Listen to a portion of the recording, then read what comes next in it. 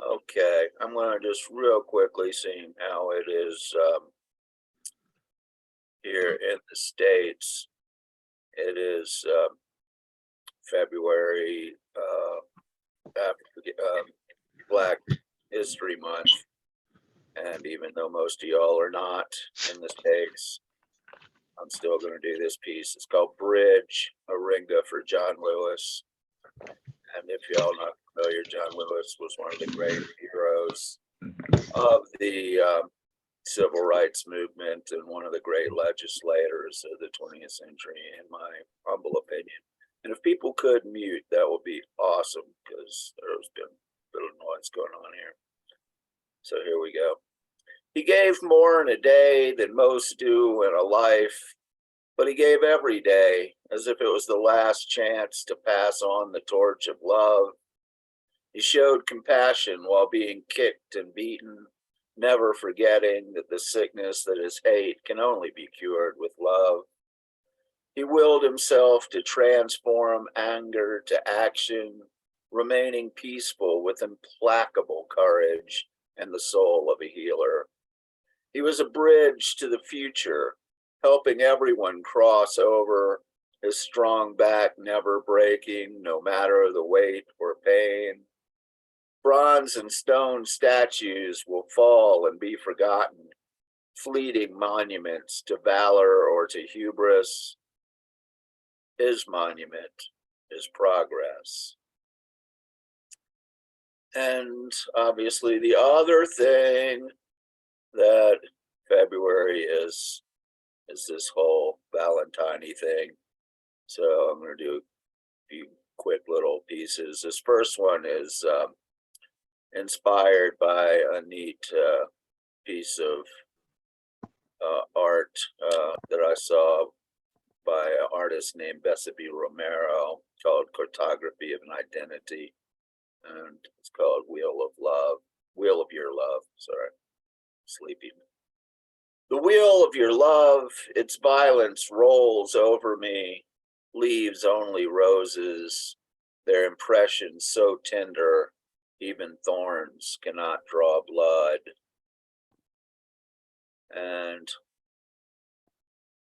seeing how we got this started on a whole discussion of a cat.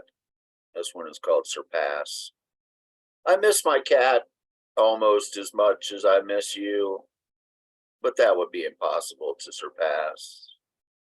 I miss the sun almost as much as I miss you when night is long and cold and I can't sleep.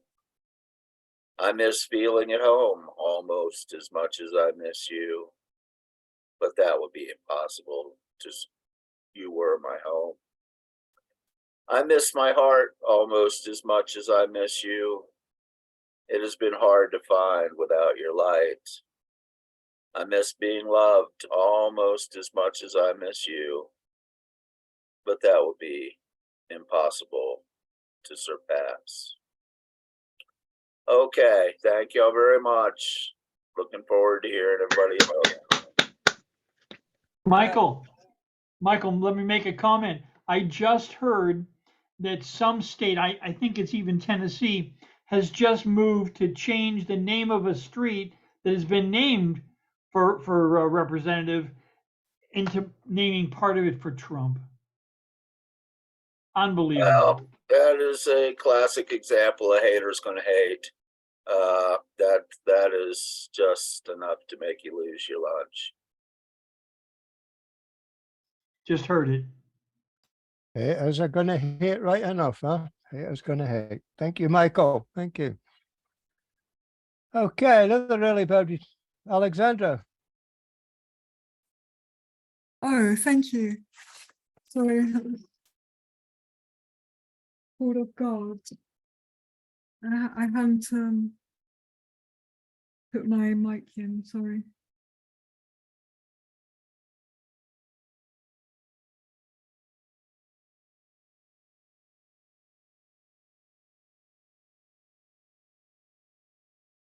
Okay, so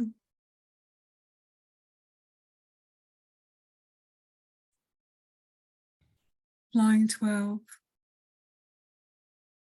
If you are looking for the supreme resurrection of a passion, try finding it in a vision's flare, volcano's lava erupting from mirth's womb, battle cry, heroic exodus,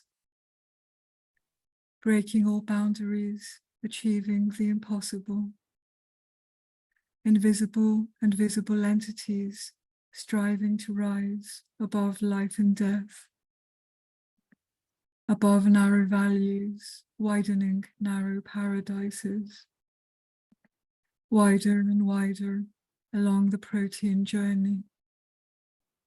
Monad, dyad, antithesis, and new synthesis, from each center expanding and fulfilling discovery and power. If you are looking for the finest quality of a creation,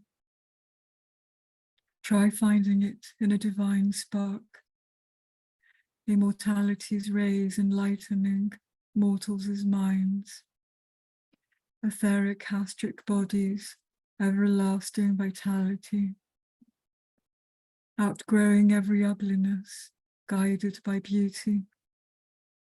Thoughts, words, arts, giving birth to glorious civilizations, challenging horizons, freeing from disillusions, freer and freer along the expansion of Genesis.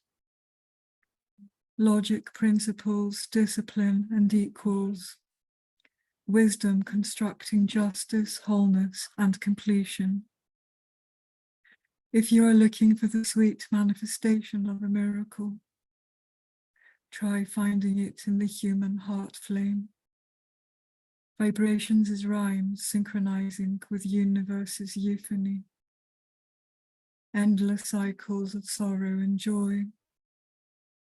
Hope's momentum waning and flaxing. Waterfalls of emotions plunging down the steep cliffs of our existence. Light brightening through darkness. Brighter and brighter along our sacred friendships. Seasons, leaves, flowers, and patterns. Warding off evil, regenerating, harmonizing, strength and immunity. If you are looking for the archetype of a deity, try finding it in the human soul flame. Earth's devotion, endlessly rotating sun's source. The great absolute energy, propeller of all life, whirlpooling through humans and stars. Seas of sunlight uniting with skies of fire. Stellar symbols heightening cosmic chants. Higher and higher along the mystic path. Water, earth, air, fire, and ideas. Worlds and heavens dividing and uniting in divine proportions. If you are looking for the magical journey of a flight, try finding it in an inner euphoria. Mystical self-revelations taking us up to Empyrean worlds. Thank you.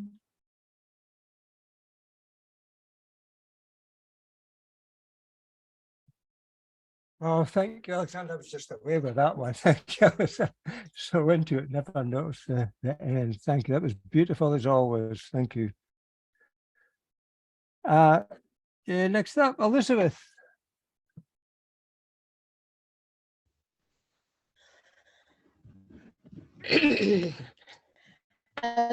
Can I follow that? It was just magnificent, Alexandra. It sorry, was Elizabeth? really. Elizabeth, could you maybe Yes? turn off your camera because you're kind of breaking up?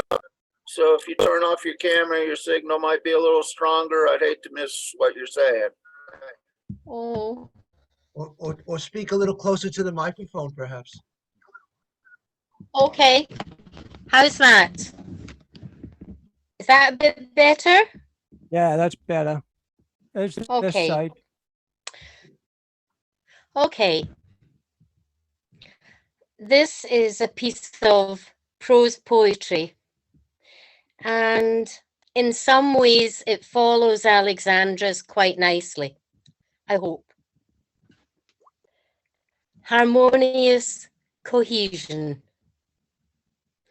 The mayfly is born, mates, hatches, dies, all in one life realized.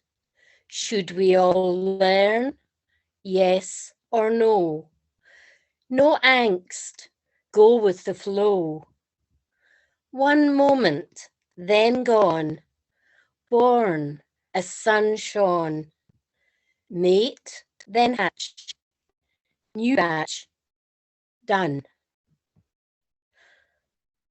Harmonious cohesion. Why are we here? Why, for many, is life a struggle? What is the purpose? These big questions we often avoid until it's too late. Just being like the mayfly, its purpose fulfilled in a moment in time. Short-lived, but condensed into one day, perfectly at one with itself and nature. Its role in the ecosystem finely tuned. Harmonious cohesion in action. Hatching from last year's eggs, wings spread, fluttering to find a mate. They procreate, lay the eggs for the next generation, and then die at dusk. Food for the fish in the water and other insects. Lives fulfilled. Perfection. Living in the present, a moment at a time, gives us merely a glimpse of the contentment and purpose of this little insect. Nature shows us the way each and every day and in every season. How often do we take time to stop, look, and listen? Do we marvel at the gift of our senses? The world's riches, wealth, and food. Earth's bounty is unequally divided. Power, greed, divisions between races and cultures, ingrained dogma and belief systems block the harmony which could be ours as humans. Would life become easier if we modeled living on harmonious cohesion? Each of us has within us the power to change. The question really needs to be answered. Do we have the will?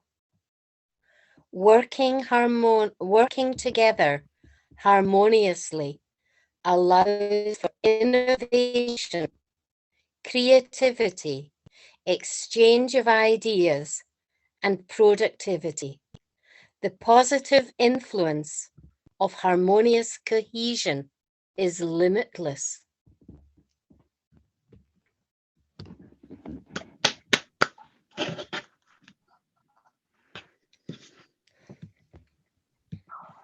Thank you, Elizabeth. Thank you very much indeed. Much clearer that once you got closer at the mic. Thank you. Good to see you again. All right, my friend Richard Harris. Hello. Thank you. Cheers. Thank you. This is a fairly recent one, so I hope I didn't do it at Blot last time, but never mind. Seen disability. She was adult, but short, only 4 foot. Her frame was twisted, her neck wide. She was disabled, but she was a bright, wonderful woman. She trained, was intelligent, fully capable of having a full and rich life. She had a career and did well, working hard, fell in love, married to a man with no disability who adored, even worshipped her. Not for her disabilities that could not be seen, they were obvious. Not for her disabilities that could not be seen, they were obvious. She loved her life, but occasionally told horror stories about how she was treated. She would sit down at a table in a cafe. Folk, adult, grown-up, so-called mature people would sit and stare directly at her for long, really long periods. She would stare back, hold their gazes, eyeball them till they gave up. She would not look away, be defeated. Then she would sit down in a cafe to have a meal, and parents at the next table would move their chairs round so their kids did not have to see her. They faced the kids away. What a way to bring up children, to make disability seem to them to be wrong, something to be horrified at or disgusted by, or maybe even scared by. It is terrible when people discount disabilities because they are not seen and not believed in. But how awful is it to see a disability and treat a human being in this way? And my friend told me these stories so often, and I've been meaning to write it for ages, but anyway, so a new one, empathy. I hope and expect, truly expect, that I've always listened to others and have been empathetic. Back in the 1990s, I volunteered at a local estate advice centre, worked there for free for a long time till they created a paid job, and was employed for more years. I worked as a home visits advice worker, went to disabled and old age centres and events, checked benefits, and acted as a disability tribunal worker. On our advice centre door was the word empathy.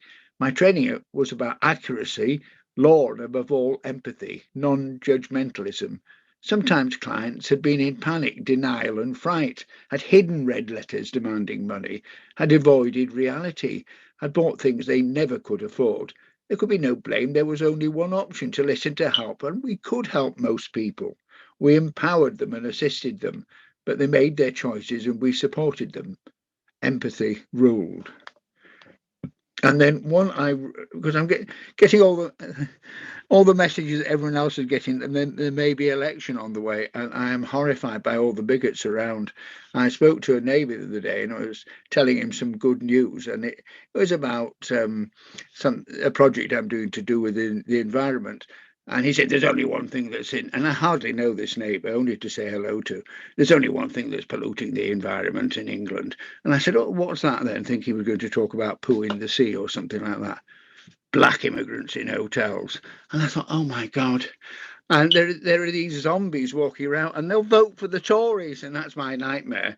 So this is an old poem, which I've just adapted very slightly, because this was written about the Theresa May election.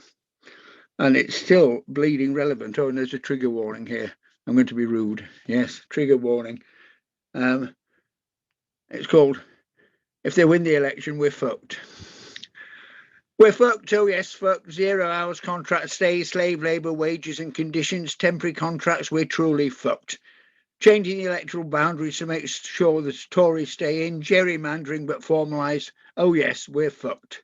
NHS sold off to Americans, making money out of illness and misery. Fucked. Yes, we'll be fucked. Cuts to the police, sell off more police stations, provide no service. Voluntary coppers with no pay.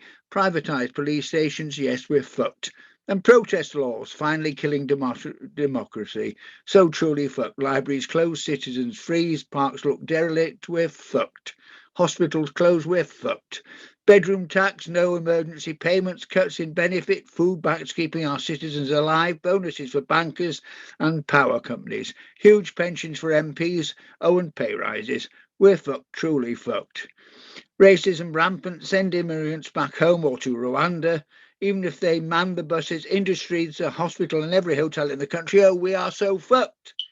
House of Lords will stay. We will go to war, can't afford benefits, but bombs, bullets and tanks are fine.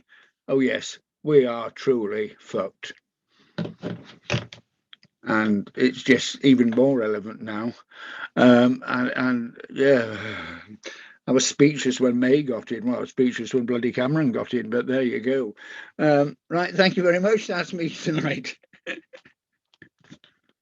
Apart from being awful with your neighbour's attitude, the thing I think funny about it is, like, so many of the recent you know, the scenario of immigrants in hotels has been during the Tories in power, you know. Look, Yeah.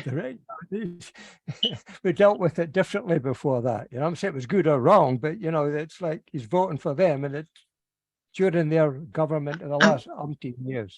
We were talking about my project, you know, we weren't talking about the economy, the politics, the Conservatives, we weren't talking about immigrants or anything. We were talking about pollution in the sea, which is at the end of our street. It's only 400 yards away. And they've allowed sewage to be put in the rivers, and that's on our previously Blue Star Beach. And that's what we're talking about. And suddenly, zap, income. And it was black immigrants. It wasn't. It wasn't like we shouldn't be helping immigrants. It was. I thought, how do you get race into this as well as hotels and immigrants? And well, I mean, I walked away. I just and I won't have any discussions with him in future. But I mean, he lives about 3 doors away. I hardly know him. I really want to know less about him now. But quite right. so, Quite. Thank you, Richard. Anyway, thank cheers. you, mate. Yes, thank you. Okay, hey, welcome back, Birgit. Thanks for having me. It's good to be back. Based on the previous sessions, I put one of the poems in Estonian in. If there is a general agreement to hear something in a foreign language, then I'll read that. Otherwise, I'll just keep everything in English. Okay, there were two thumbs up. Thank you. We like other languages, you know that. Thank you. Yeah, so I'll just start heading. Without further comments, you have moved me with your moves. Let me walk in your shoes, at least in your thoughts. Let me stumble and stumble back to you and to your thoughts. Will you catch me when I fall like big snowflakes at noon? Sky so grey like your eyes and dim bedside light. Hold me like you hold your thoughts. Let me closer to wherever you keep them. Let me leave, and let me leave that meaningful pause filled with your thoughts. Will you shine the light of your smile so bright like a full moon painting its silvers to the sea, silently singing on the sandy shores beneath us?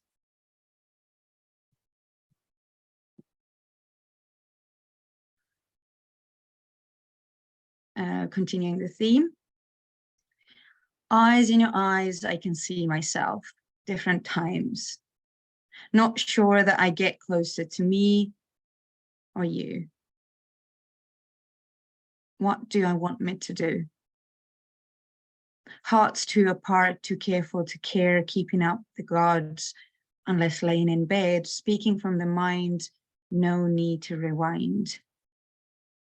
Humble and honest, laughter above love, all those hidden skeletons don't define us anymore. Passion for living, the joy of giving, things we've been looking for.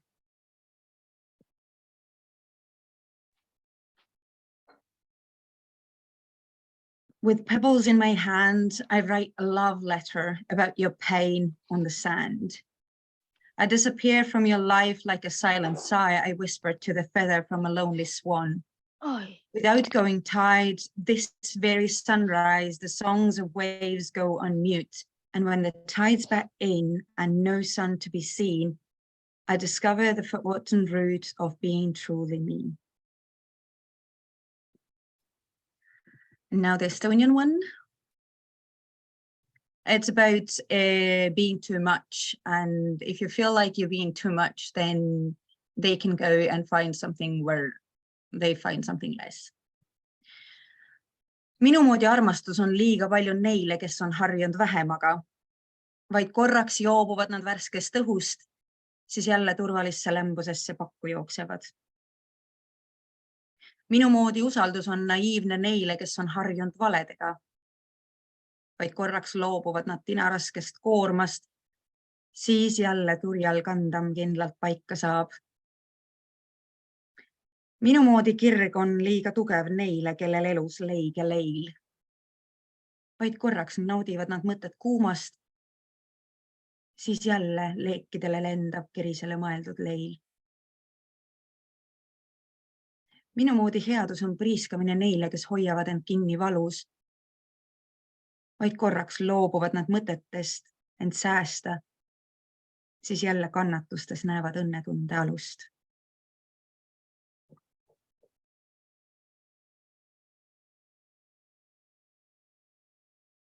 If they are pushing, almost rushing to get you back to the track, sharing life hacks that they've read from their online thread, forgive them. They tried, most likely with best intentions in their mind. Allow some relaxation to find your pace, your peace in your mind, the supported place in your heart filled with ease. Give yourself time. You might find what you're looking for from your way of self-care, the moments when nobody else dares to look through the mirrors of your soul. Create your own chapter of healing, self-love, and forgiving. Be open to growth, methods to use, and take the opportunities you're tempted to refuse.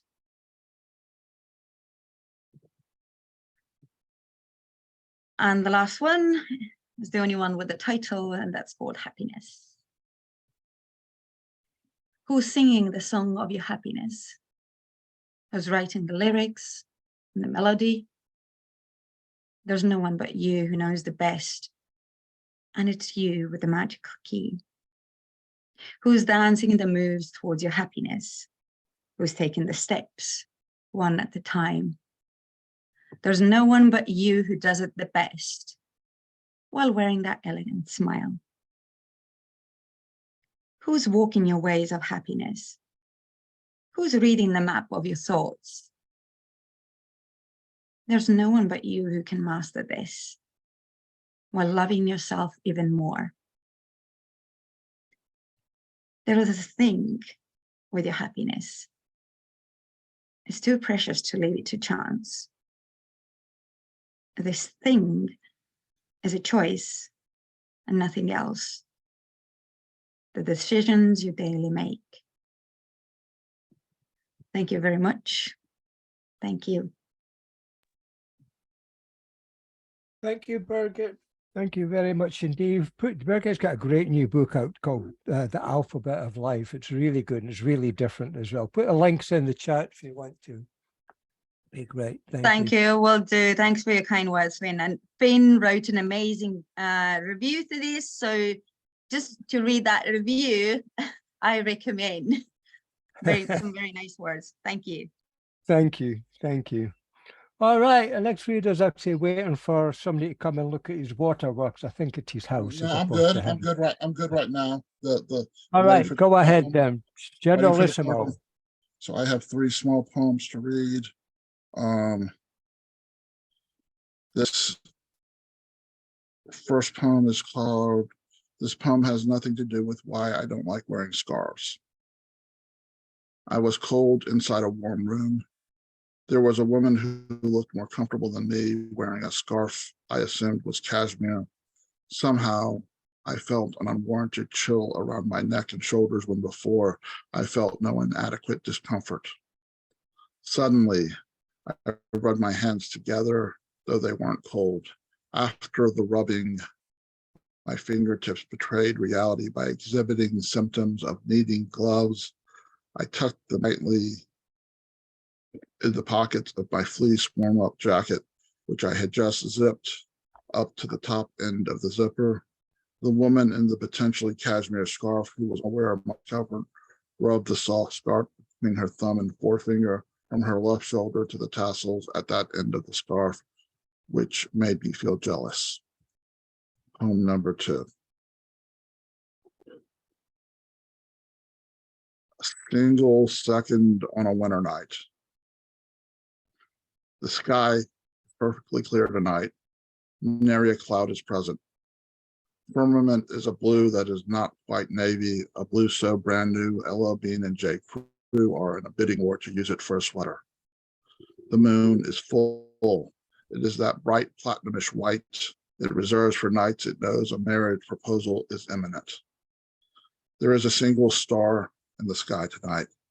It is trying to shine bright, but is hindered by such a moon. Two trees stand with their craggy, leaf-bearing branches, seemingly cutting the moon into strips for supper.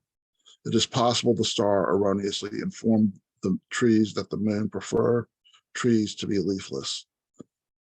Not 100 feet away, over a dozen poets await a turn on a microphone at a trendy off-the-beaten path joint, unaware of the poem happening in the parking lot, waiting to be written.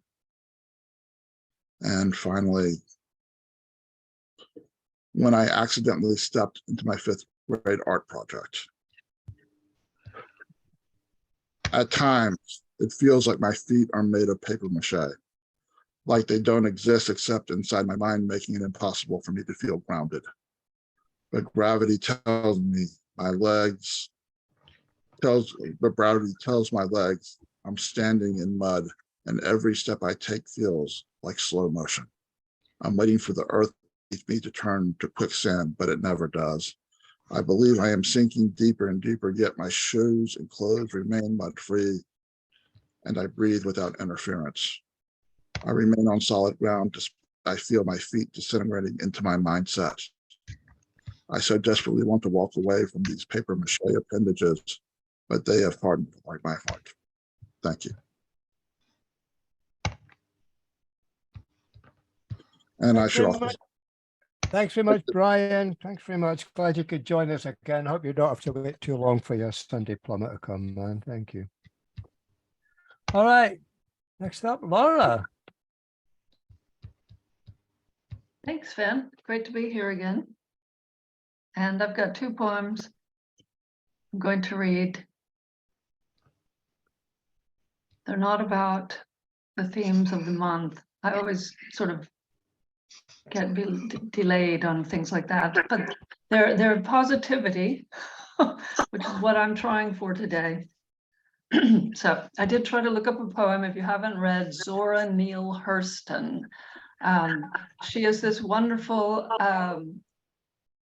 poet originally from Florida, Black American, from the earlier part of the 20th century. And she is absolutely, her novel, Their Eyes Were Watching God. And yes, I'm not reading my poem. Their Eyes Were Watching God is just so wonderful. And she was an anthropologist and collected folklore and did so many things, and essayist. So that's I need to put her picture on my Facebook again. This is called Airport. In this meeting place of not meeting, throngs gather, not speaking. Sunshine shines through windows, but not into the hearts of men. Air rises above, hesitates to speak in this crowded circle of intent, where each waits in a tent alone, wearing their expressions of not seeing, peering down at oracles of product, searching for the way of undoing, the troubles of soul and sacred seeking. They wait while not waiting, because waiting is a thing of the past, a forgotten gift, no longer needed in places where we're meant to wait. Not waiting for the chairs to march forward, for the planes to speak, for the caterpillars to lunge, for the multitudes to speak in tongues, for human hands to rise and meet in peace and recognition, to dance in humanity's perfect storm. And my second poem, I've read some places, but not here. And it is called Children. You will gather children, those who... Someone may want to mute, please. I'll start over. Children. You will gather children, those you seated and not, from the fields and cities, from the very air. You will gather them because it is predestined to meet them and share. Love is a commodity in great demand. Attention is a precursor to giving a hand. Be not timid, be bold, be generous. Walk the road knowing the paths will connect. From the east and west, the north and south, they'll arrive with questions, with avenues for advice, with grief and joy. They'll arrive from all continents. They'll arrive with contests and baskets. They'll arrive with the boat for the future. There may not be a place for you on board, but there will be space for your spirit, your offering to those who sail. And I will put Zora's full name in the chat in case people want to look her up. Thank you. Thank you, Laura. Thank you. Yes, do that. Thank you. That was great. As always, thank you very much indeed. Okay, Claire. Hi, can you hear me? Loud and clear. Good. So we're doing a couple of poems tonight. The first one is called Poetry Should Be, and it's regarding what I think poetry should be about. Poetry should be about teaching you to see. Poetry should inspire and not leaving you feeling dire. Poetry should be about externalizing the internal and internalizing the external. Poetry should help you sing your song. Poetry should reflect, not deflect, north and south, east and west, without claiming that one is better than the best. Poetry should be about she and he, you, me, and thee. That's the first one.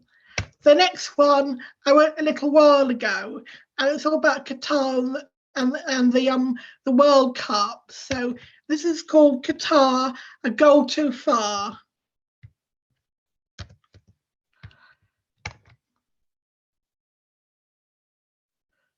Qatar, a goal too far. The fans come from near and far. Ducking regulations, they sip their frothy beer, they stand and cheer. At a later date, a man who doesn't view them as his mate is forced to clear away the debris left behind from their manly camaraderie. The traffic women are forced to bend and twirl. They must produce a deal for the table whilst they are still fit and able. This is no time for them to be fussy as to whom they show their pussy. Football players give in to international regulation one by one. Hey ho, it's a competitive world, one in which morality can be bought and sold. Let's see, have I got anything else for you? I'm just checking. No, I think that's it for now.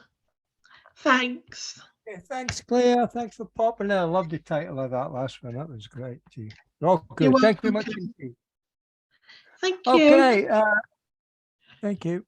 We have a little run of first time on screen here. First time blotters. Three in a row. Please welcome first Neil Tiswani. Thanks, Finn. Yes, great to be here for the first time. I have two offerings today. The first is a poem titled Boots. A quick backstory. It's based on a sketch by a Korean artist who sadly lost her husband, and then for a period of 3 to 4 years hadn't painted or drawn a stroke. And coming across her deceased husband's boots one day, she then drew this sketch that came to my hands. And if you will, the poem has got two levels to it. Me sort of putting myself in her shoes, so to speak, and then trying to figure out what she might be going through as she thought about her husband's life journey. Can I be heard loud and clear? Hello? I can hear you fine, yeah. Wonderful, thanks. Okay, here. So without further ado, boots. Down at heel, these tired twins have seen better days. Buff and burnish, spit and polish, they never felt the pinch. Accomplices to your tiptoed tread towards the threshold of each morn, Springer spaniels to your stride as you slipped out the gates of dawn. Shock absorbers that tramped through your day, through the mindless march, the senseless slog. Trusted footmen that you put away when you walk back through the doors of dusk.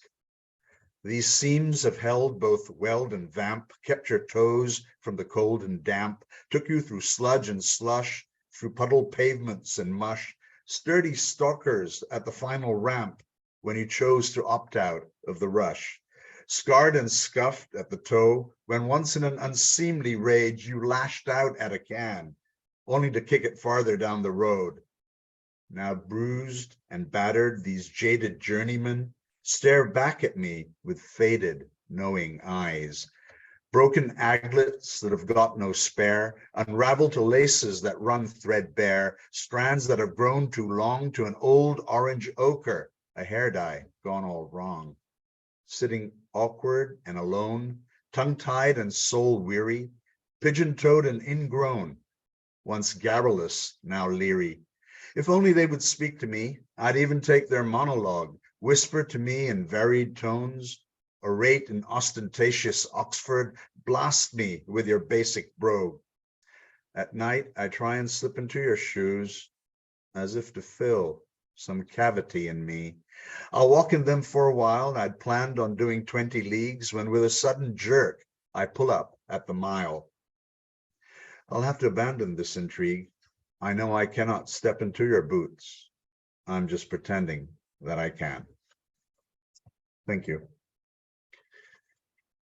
And the second one is titled Eskimo Snow, and it's a brief one. Eskimo Snow. There are myths around fallen angels doomed by our disbelief, and about Eskimos who shout out to snow in 17 separate ways, a crystal count prayer for all the angels that now lie slain and snow silent. In your winter dream, the snowflakes never hit the ground. Thank you. Wow, thank you, Neil. Wow. Well, that'll way make your first time blot. Wonderful words, sir. Thank you. Thank you. Great stuff. Okay. Another first time. Please welcome Janine Booth. Hello. Nice to be here. Just one poem from me, but it's quite a long one, so I hope that's okay. It's called Not Okay. I saw a poster the other day saying it's okay to be not okay. I was sitting in a waiting room while others sit or just exist on a waiting list for months or years, worsening trauma, growing fears, not serious enough to jump the queue or get what's good for you, so you stand in line, bide your time, wait your turn, and while you wait, perhaps you'll learn to be more resilient. Yes, that would be brilliant. Parity of esteem in your dreams, the stuff of inspiration, memes, buzzwords, fuzzwords, nothing does words, set targets, trust the market. It will decide and it will provide for those who can pay. So is it okay for the poster to say that it's okay to be not okay? Because I have something else to say, that it's not okay. No, it's not okay that so many people are not okay. She's a cutter, he's a hoarder, diagnosed with some disorder, shouting in the street, letting yourself go, starving, stuffing, highs and lows, hidden women asking for help, more men than women killing themselves. And why? Because big boys don't cry. Lock your feelings clean away. So is it okay for the poster to say that it's okay to be not okay? Or would it be better put this way, that it's okay to say you're not okay, because it's not okay. No, it's not okay that so many people are not okay. Pushed and pulled and put in your place, demands and punches in your face, missed the grade, potential mislaid, going nowhere but a useless job, moping, lounging, coping, scrounging. You went to war or it came to you, nothing you could do, and the sights you saw tore your core and keep on pounding at your door. Can't get the pictures out of your mind, can't get a fix for the kicks and the grinds, for the knocks and the losses, can't bear your crosses left on the shelf, and after all that you're supposed to feel good about yourself. How does that work then? Show us the way. So is it okay for the poster to say that it's okay to be not okay? Yes, I think it may if it helps to get you through the day, but it's not okay. No, it's not okay that so many people are not okay. Maybe a mental health condition diagnosed by a clinician is not a surprising acquisition, all things considered, given the position. Maybe understandable, easily expandable, maybe even compassionate, rational reaction to a horrible, intolerable situation, direct or indirect causation, when life feels unbearable, seems irreparable. 1 in 4, it's a bloody miracle it isn't more. Maybe the people who live through this shit and don't go nuts, don't fall to bits, don't tip the table, don't scream as loud as they are able, don't get labelled. Maybe they are the ones who need their heads examining. What do you say? Would it be okay to put up a display saying it's okay to be not okay? So I have something else to say, that it's not okay. No, it's not okay that so many people are not okay. Or maybe your world is fine and dandy, bills paid on time and life as sweet as sugar candy, but still the blues, they keep on creeping up on you. Always worries, never sleeps, hasn't done for weeks, and every day's the bloody same. Pressure, blame, distress and shame, and it's not a game. And it's not all in your mind, some of it's in the world outside, so stay in bed. That's what the voices in your head said. Shut the demons away. So is it okay for the poster to say that it's okay to be not okay? Yes, I think it may, if it helps to get you through the day, but it's not okay. No, it's not okay that so many people are not okay. Awareness raised by awareness days. Laying bare now we're aware how sick we are. Hurrah. And yes, it can help to share distress, to get the pressure off your chest, but the pressure will come back again with consequential mental pain until we click that it's the system that is sick. Beyond the days of awareness of signal virtue and how much we careness of those who rule us, who could not care less if they tried. There's them and us, and they are on the other side. It's their system that's broken, not your feet of clay. So it is okay for us to say, we want the pressure off today, for debt and worry to be taken away, to get support without delay, to have time to play. Because it's not okay. No, it's not okay that so many people are not okay. Thank you very much. And that was more than okay. Thank you very much, Dean. That's wonderful stuff. Thanks for coming along. Glad to have you. Thank you. Wow. Okay, number 3, first time on screen here. Welcome, Martin Goldie. Thank you, Finn. Very nice to be here.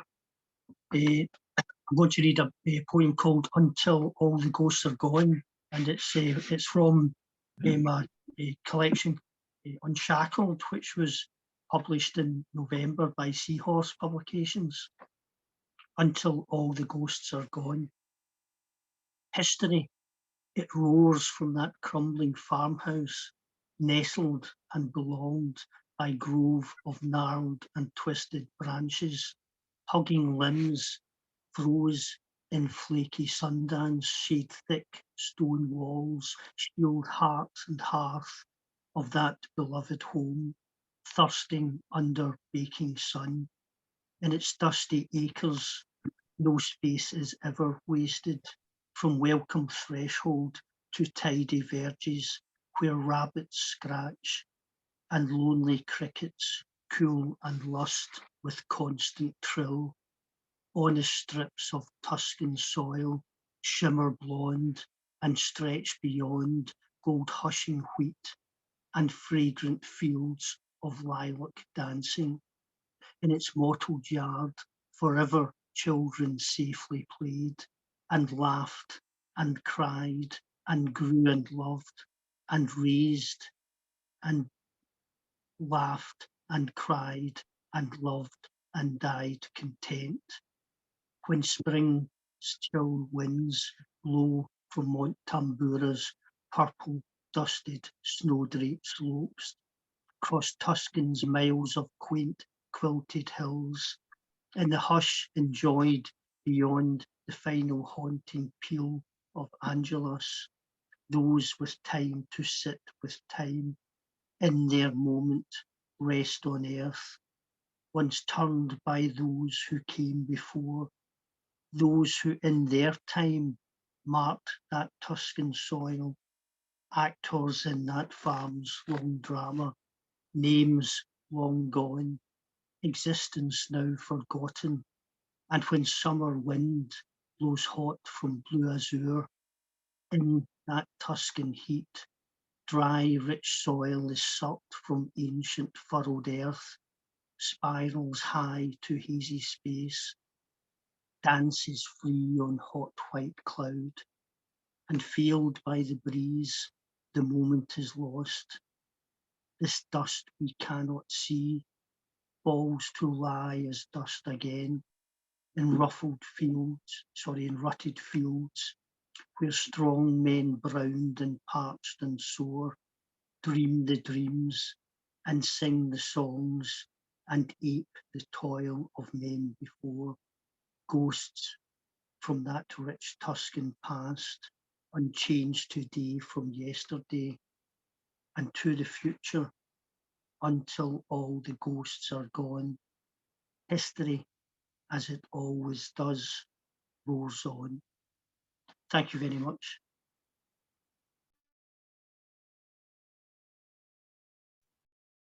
Thank you very much, Martin. Thank you very much indeed. I love it when a poem just engrossed me if I get to unmute myself again.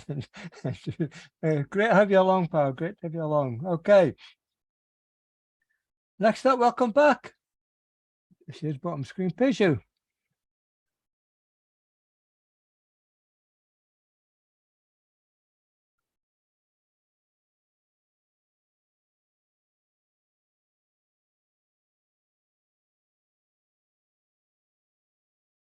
Peju, it's you.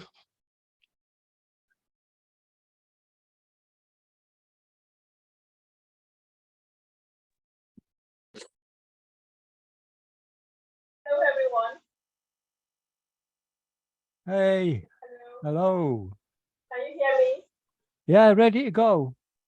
Hi, everyone. My name is Keju Adekoli from Nigeria. It's so great to be here once again. Thank you for having me.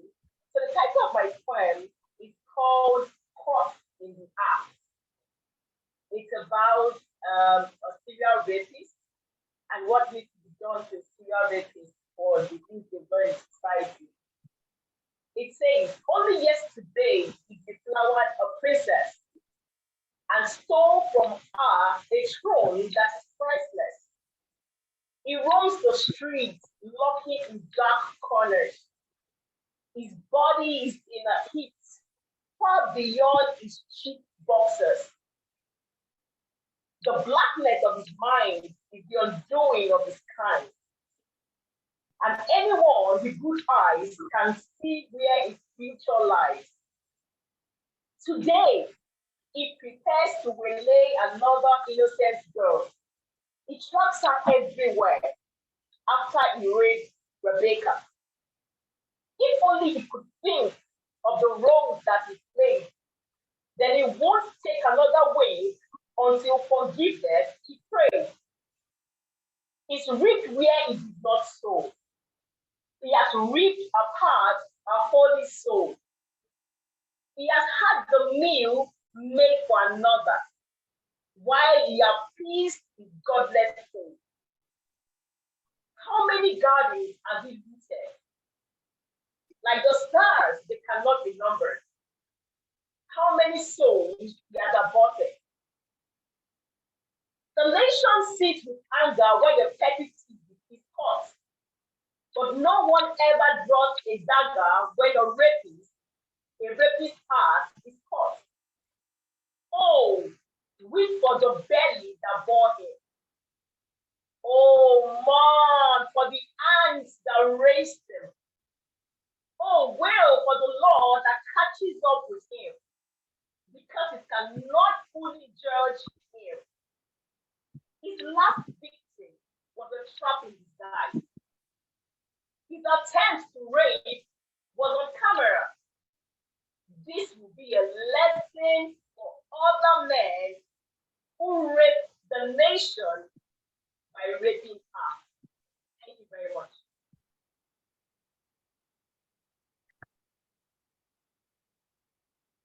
Thank you very much indeed, Bishop. Glad to have you back again. Thank you. Thank you. Great poetry indeed. Thank you. Yeah, who's now? It's Clive. Live in an unusual early spot for a change. Yeah, Yes. it's great not to be working on a Sunday. So I usually manage to get in just for the last 5 minutes or something. So yeah. Okay, I'm going to do 3. Apologies to those who have heard them because one of them is an older one and the other 2 are pretty new, but I have done them at various places. So, but I haven't done them here, I don't think. So, okay, the first one I'm going to do, as I say, I'm going to do 3. The first one is based on something I often do or used to do. I used to send cranky emails to companies, and just to imagine their reaction when they received them. And this is based on that, but I actually turned it into what might loosely be called a poem for a prompt between the lines, and the prompt was something along the lines of write an ode to something or someone that you love. So it was too good an opportunity to miss, really. So this is called number 4. I know an ode is a particular form, and I don't mean to treat it with scorn, but the object of my enthusing, this utter stunner, is refusing to comply to the norm. Only free verse will do to express my admiration and deep love for this beauty, the finest example in the entire nation, and to do it justice is my duty. You see, I've fallen deeply in love, hopelessly besotted since I first spotted this creature in the BP petrol station in the Yardley Wood area of Birmingham. Pump number 4. Whoa! Look at the nozzle on that! I thought as I stared at it in disbelief, imagining all kinds of mischief. You're looking at me kind of strange. As if I'm slightly deranged. But my urges are basic and elemental. I am a petrosexual. There's nothing wrong with that at all. I thought I would marry pump number 4, the petrol pump that I adored, but then all the rumours started and the truth has left me broken-hearted. I thought I was special, but alas, how many it is pumped is anyone's gas. So I left it for one near the Hollywood bypass. Pump number 7 at the Shell petrol station is a beauty that's beyond imagination. So that one sort of gives you an insight into the workings of my mind. The next 2 they are pretty new, and I have performed them in a couple of places, but I don't think there's too many here that will have heard them. The first one is called, in fact, no, I'm not going to tell you the title. I'm just going to do the poem. Does it annoy you when you buy something online and then get pestered to leave a review? It annoys me, and this is how I handle it. And another insight into my mind, really, I suppose. I recently bought one of your teddy bears for my friend's birthday. The delivery took a day longer than advertised, but that's okay. I allowed plenty of time anyway. I don't know why she has such an obsession with bears, but she cares for hundreds of them. She even has teddy bears picnics. Today's the day, apparently. She's a lazy bastard. She says dogs and cats make too much mess, but teddy bears impress her with their cleanliness. People find this pretty strange, but she's 44 and won't ever change, and as this was her special day, I bought her a new one anyway. She'd been 43 for a whole year, and 43 is her unlucky number, so she was glad to see it pass.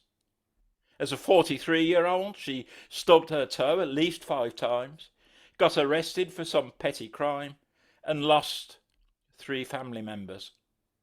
She did eventually remember where she'd left them, but 2 of them had frostbite and the other one was 2 stone light. Anyway, I'm rambling. You want a review of your teddy bears, not her life story, to be fair. So here goes. The packaging was very colourful, but maybe a bit overdone. It took ages for her to open it, probably because she was wearing boxing gloves for some reason I didn't understand. It would have been better to use bare hands, but I wasn't going to argue with someone wearing boxing gloves and swearing like a trooper. I like my face as it is, thank you very much. That might be a bit of an exaggeration, but never mind, poetic licence. Anyway, eventually, when from the box the bear was released, the poor bastard was deceased. It stared up from its lifeless eyes. My poor friend was traumatised and spent her special birthday crying. So now I'm hoping he was insured, but if he wasn't, I am assured it was your fault. He was asphyxiated, and now we need to be compensated.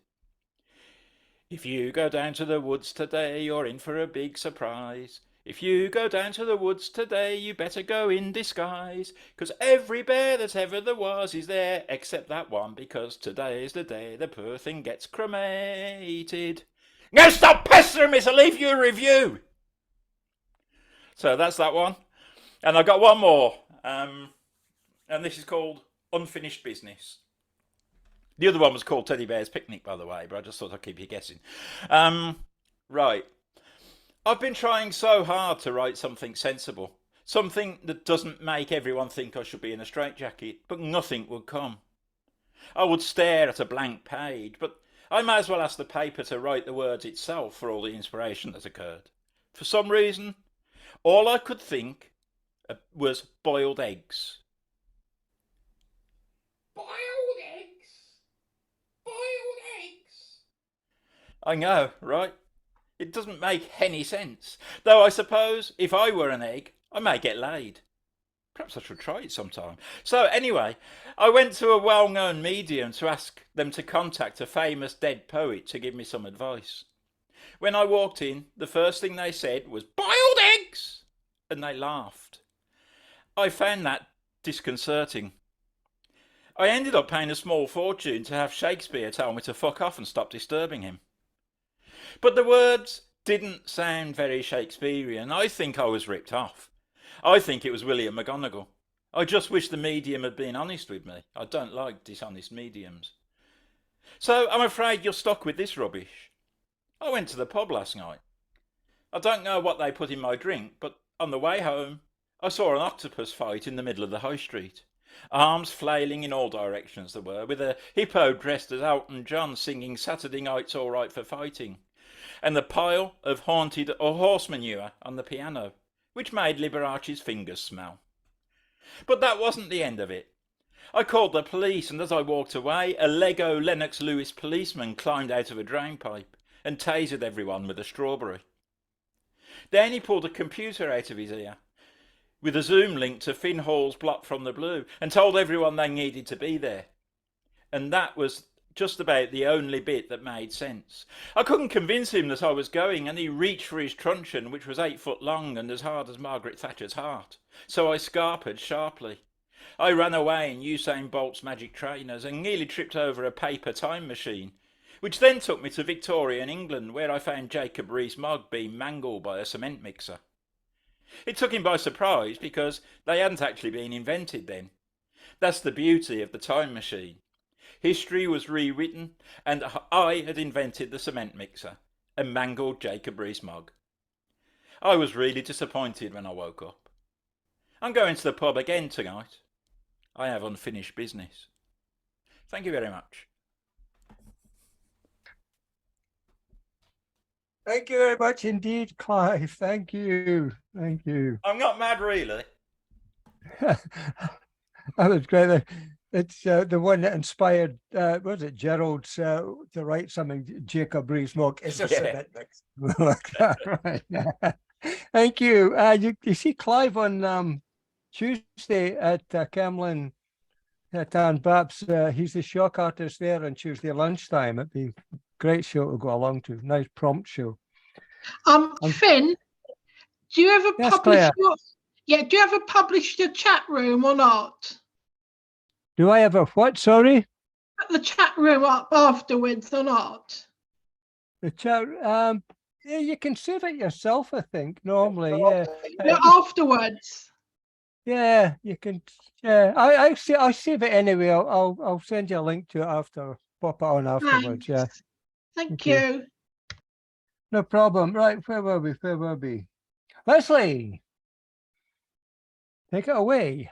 Oh boy, thanks. I get to follow Clive. Anyhow, I'm honored, but okay, thanks, Clive. Okay, I'm going to read two. The first one's called The Sharp Notes of Freedom. Not arms big enough to wrap around all the sorrows, the missteps I could not help predict, no lift up from, and I sitting alone on this side of the world could not reach the other, once together, all and now apart.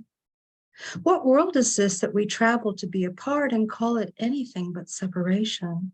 And all that I am and all that I do support this movement, the perpetual state of motion, of apartness.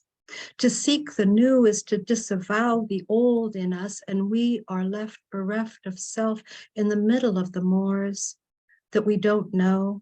The seductive beauty of new that is not ours, but taking on this beauty as artifice, a facade to mask the loss of us not looking in the mirror, really looking at each line, each flow, each crease, the register of us, that if we would draw ourselves on paper, would lead to the mother line, the thread going backward that would bring us back to self, some unity with the treasure we hold inside. And then the second one is called Shallow Disasters. I've read it before, but I was looking at poems beginning with S, so there we go. Shallow disasters not given form to haunt and tease annihilation that you rail against yourself on behalf of the insides of you, deep in retreat, the revolt of flesh outrage from the inside and raging outward against the onslaught of little to no threat. Only in your mind do you flee, your careful sense of self. The walls bleed while you steel yourself against the dreams of others, insinuating themselves into your flesh, justified, for you have suffered outrage, but only at your own hand, given direction by the heart to do so. Your heart, which, open, only loves only as the heart will do. You need to be still and be the outraged self of you as you who will reach and reach and reach. And sometimes you don't grasp in the mind the two things at once, that you could fall, and in the same moment that your hand, the hand of your mind, always there waiting, is there outreached, waiting for the touch you know is there. The hand of the trapeze artist, the also you, there on the other side, as steady and knowing as the inside of you, who, as you spin 3 revolutions midair, is there above you, there the hand to catch you, steady to grasp you by the wrist, and you won't fall. There's always the chance, but this time you ask the simple question to please stay in life and keep going, and you hear the answer. As a hum, as a little bee buzzing in your ear, maybe as birdsong, the sound of leaves in the autumn blowing, the cold air around and through you. Yet you know that this time you will be caught, and to have your feet back on the ground. You will walk and find your way as you always have, home, you as twin joined. That's all for me. Thanks. Thank you, Leslie. Thank you. Never enough. I don't like to say that's all from me. It means you're finished. Oh. Thank you indeed. Thank you. All right, welcome back. Let's go. Eddie Thompson. Woo. Hi everyone. It's been a while since I've read, so excuse me if I stumble a little bit. I have 3 poems. I'm between moving houses, so I don't know where any of my poetry is, but these are the ones I found. The first one is called Slip, and I wrote it in February of 2022. Okay, slip. I'm going to let you slip like sand through my hands, the halves and holes caused by circumstance. It became the happenstance, drama unfolded, truth be told. I became bold, unloaded, yet slip. I am letting you slip. 2 ships this night gave a fright, leading to this, not right. Circumstance, happenstance, present tense, fears known, untold. I am going to let you slip. This time I see no resolution. And the second one, thank you, is called Fly Me to the Moon. And I wrote this in April of 2021. Fly me to the moon, give me experiences that make me swoon, make me remember the scent of lilacs, the scent of fresh bread, the memories that make me smile in my head. Fly me to the moon, make me swoon, with the happiness that has been elusive, the balm that heals me needs to come to me. Fly me to the moon, Help me forget the injustice, the unfair, all of our despair, that are secret and dormant and whisper in my ear. Help me to sleep through the night. Give me that flight. Fly me to the moon. Carry me for a while. Let me cry over the things that surely will not be on the moon. And the next one is called Dream Tree. And I wrote this in September of 2021 after a friend of mine passed from COVID. From a tree I fell in my dream last night. I drifted down and down, the peaceful descent in the dreamlike state. I wondered if I were awake, but no, I was not. I floated in the trees and spent time remembering you and me, and awoke with a smile. This dream was meant to end and wait until the next night. And that's all I have. Thank you. Thank you very much. Good to see you back here. Good to see you. Thank you Thank very you. much, Kevin. All right. Hey, Nick. Yeah. Screen's all yours, sir. Some short poems.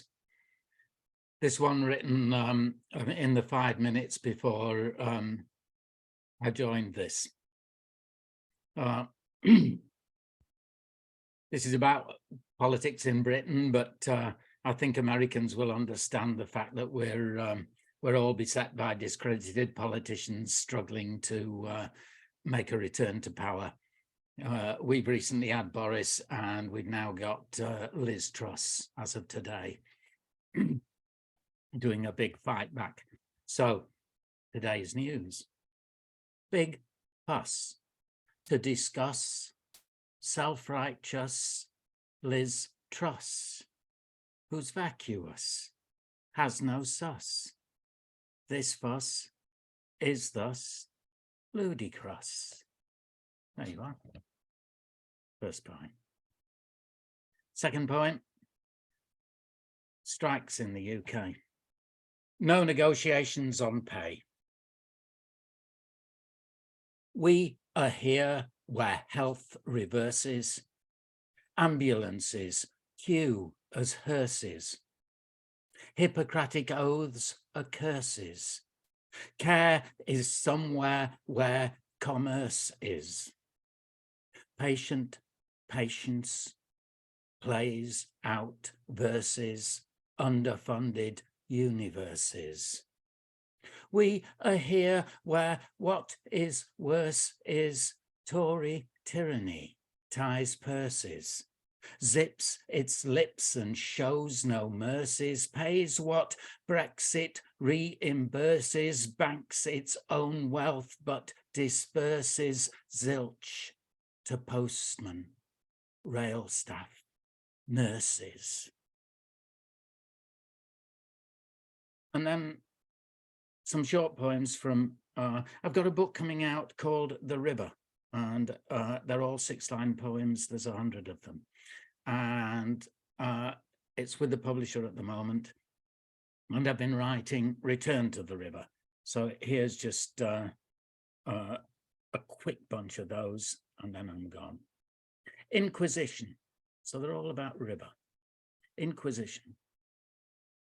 Like rivers slithering through silt, we've lives with blood and tears spilt while wrestling with sin and guilt. These bed about us like a quilt. They question all we've ever built. Their knife stabbed through us to the hilt. So each of these is 6-line poems that rhyme throughout. Wisdom. We wonder whether water knows where every passing season goes and how time like a river flows.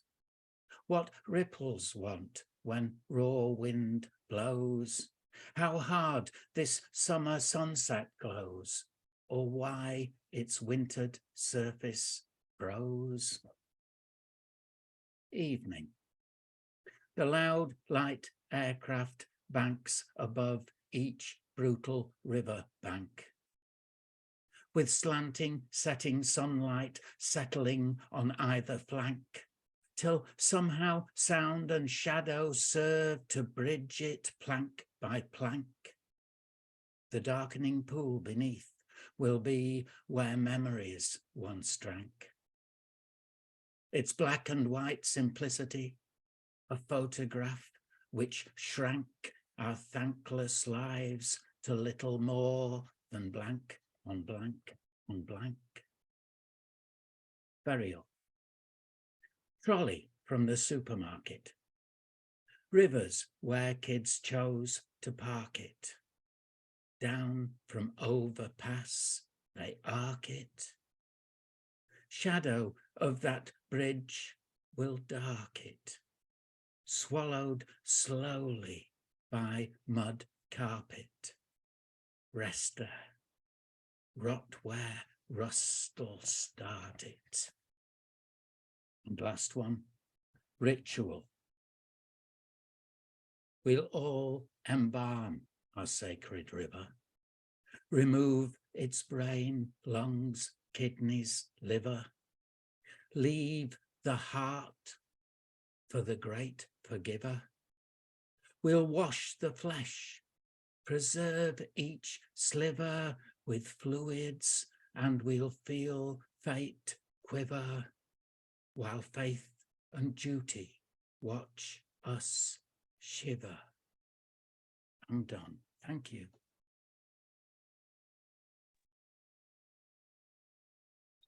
Yes, Nick, thank you very much indeed. Thank you. Good to have you here again. Thank you. Okay, Lucia. Yes, thank you. I have 2 poems. My first poem is here and is Smell of the Body by Lucia Ramos. Enormous clouds over the Pinhoy Hospital are flying around mentally ill, dancing in heart with voices and pretending a man to be my friend. He has mustache.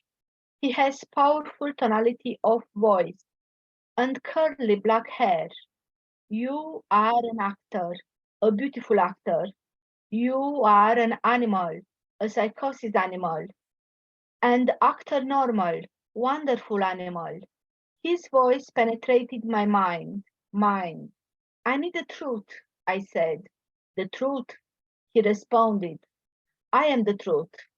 No, the truth is an abstract real idea relating to our experience.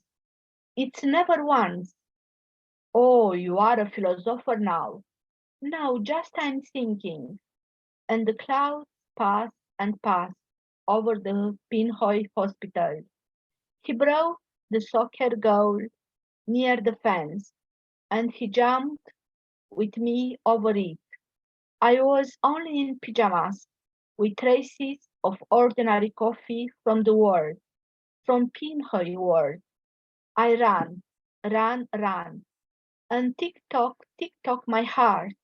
My heart was as an universal clock, a clock without time, that time, and my mind dreamed my body with smell of words, thousands of imaginary words, in smell flavor of dead lily waters. Do you know, he asked me, you are dead for this word. Jump in the river, or hang yourself. I dreamt, I saw him. I saw and I can hear him. My body, dead body, will be spreaded like flowers odor, wild flowers over the planet. And I hang myself.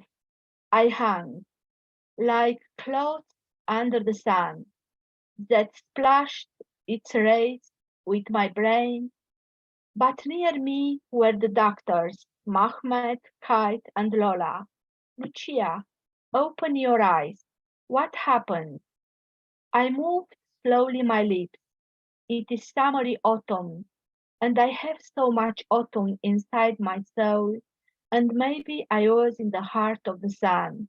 Let me die, because I love you all, in bluebird style. Thank you. This was first poem. And the second one is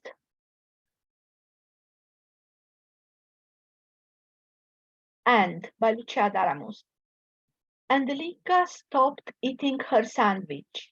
It was spring and the food in sanatorium finished. Hundreds of children. We play, we run and play and run. I wrote a letter to my parents. I asked a nurse about an envelope. A nurse. Right. I'll lick the stamp and drop off your envelope. Your envelope. War. Atomic bomb. We will die. I love you so much. I love. Here is my hand, drawing hand. I wrote in my letter with my dream inside about my parents, with my fears and ideas about bombs, dead children and war. Yes, I remember. It was in the 80s. I was a child, stuck in a sanatorium, a communist sanatorium, and capitalist countries were in a war of a foam on the construction. I found later the truth. It was a cold war. But for me as a child, the bomb, the dying people on the streets broke my heart and my mind and my love for this world brings me to tears. And I wrote a loving letter about sorrow in which I wanted to comfort this world. I ran back to my hospital room and my letter flew. I kept at my mind, my heart, the doctor words, darling, the earth will survive, don't be afraid. After this, Katsarkas did not say much, but he caresses my forehead and he smiled, a smile snatched out from his face, flowing in my mind, a child mind in which a bomb flourished. And thank you. Thank you, Lucia. Powerful as always. Thank you. Great words, and love reading them on the screen too. Thank you very much. Thank you. Pleasure. All right, next up, Fiona. Hi, everyone. Can you hear me okay? Yep, hear you Awesome. fine. I don't need to put my extra microphone on then. Great. Thank you for this space. I'm going to read 2 poems tonight. The first is one I wrote for a local poetry festival about home, and it's called Drifting. I don't know when the snow poles came down, so I know I sound like a cliche when I talk about the winters we used to get. Snow up to my shoulders, river frozen for months. But I know it's not just exaggerated memory. I hadn't long learned to walk before my father strapped me to a pair of skis barely bigger than twigs. He sent me down the gentlest hill, toes turned inward, a geometric fall. I know I'm not imagining the decade we spent chasing snow from October to April, watery hot chocolate in damp cafes on the far side of mountains, my father's red sweater under neon salopettes, my hair stuck to lip balm, protecting me from brutal wind, clopping in boots which made me as cloven-hoofed as the stags we'd pass on the way there, who brought their herd down into the glens to find the few scraps of grass left unburied at the stream's edge. I still feel the thick air of those packed canteens whenever I scald the tip of my tongue, because, of course, what I remember of snow is the burn. I don't know when the snow poles came down from the roads we used to travel, but that's how I know the world really did change. They retreated like a glacier, gone from my village, past the next one and the next, falling back and back, fleeing rising waters. Deer don't struggle to find food anymore, and that mountainside cafe has been closed longer than my boss has been alive. Now there's maybe one weekend a year with enough snow to be worth the journey. The winding drive past blasted moors, stripped bare for pheasant stock, for the aspiring gods who built Olympus out of what they've taken, who scorched the earth 10,000 miles away and here, so they don't have to work too hard to shoot ground nesting birds. Driving past flood abandoned homes and washed away bridges up into the high cold, up into the few places snow still stays, up until the last place I felt a good kind of wild, when I was a creature of mountains and ice-shattered granite, when I still thought the razor wind which split my lips was my true voice, and with it, I could reshape the world. But I cannot speak the winter back. The snow poles have gone. The snow gates close when the blizzard finally comes, to stop unprepared people driving into drifts. There are so few funds for salt and sand, and not many candles still flicker in dark windows. Because it's been so long without winter, we've almost forgotten how to see each other through the storm. Thank you. And the second one is about the political life of Britain, so I apologize in advance. It's called Civilized. People don't do human sacrifice these days. Professors present at conferences on ancient horrors in unearthed bones, axe and teeth marks from ages before civilization. People don't wear hooded robes, smear blood on their faces. We watch in hungry horror as characters on screen cut off heads, open arteries, wall children into the foundations of holy places to appease an unseen, capricious power. We shudder in superior certainty we are not them, and switch over to the baying jeers. Listen to speeches, intoning the ritual words, tough decisions, grown-up politics, tighten our belts, all in this together. The invisible hand, fickle and demanding, draws a red line through our lives. We don't do human sacrifice these days. A delivery driver chokes his last breath in a COVID ward. A young woman, long sick and sanctioned, closes the bathroom door for the last time. A heavy steel door slams shut on a boy who trusted the men who made sure his sisters could eat. An old woman falls and lies unfound for a year in her ground floor flat. Thank you.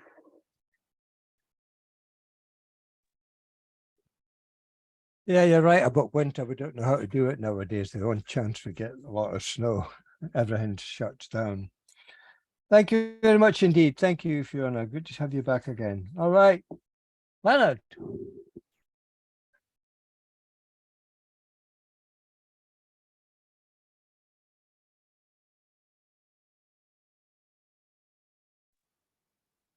Having trouble unmuting.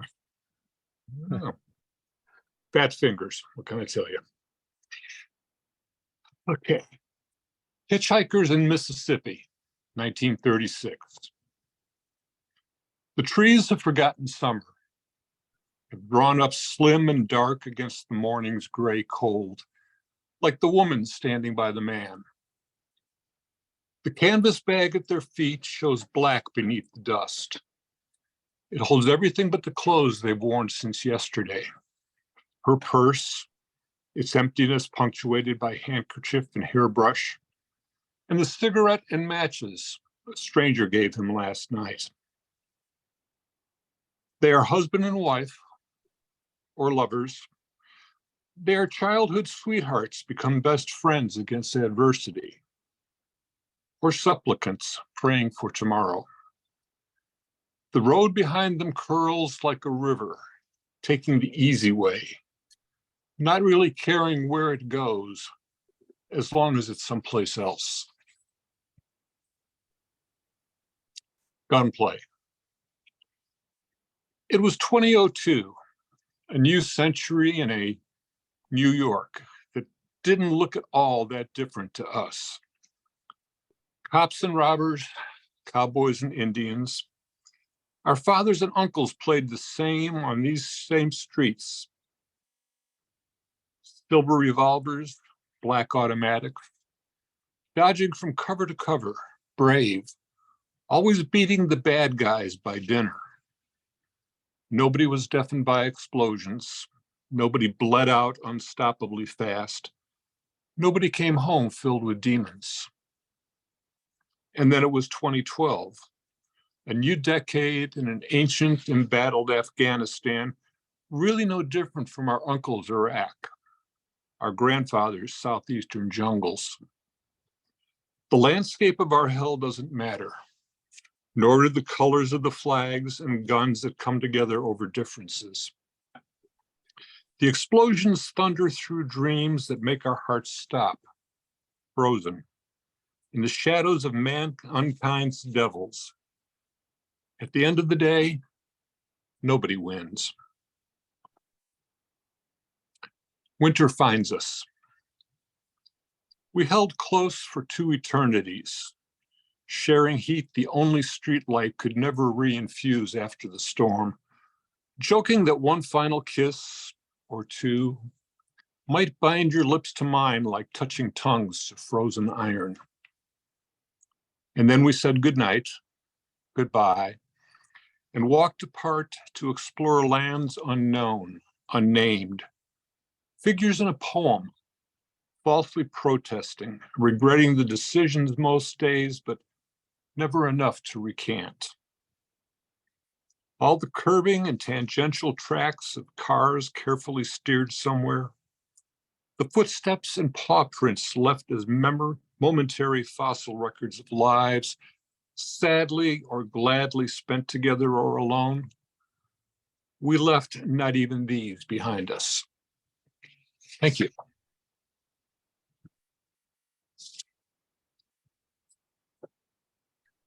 Thank you very much indeed, sir. Thank you. Thank you.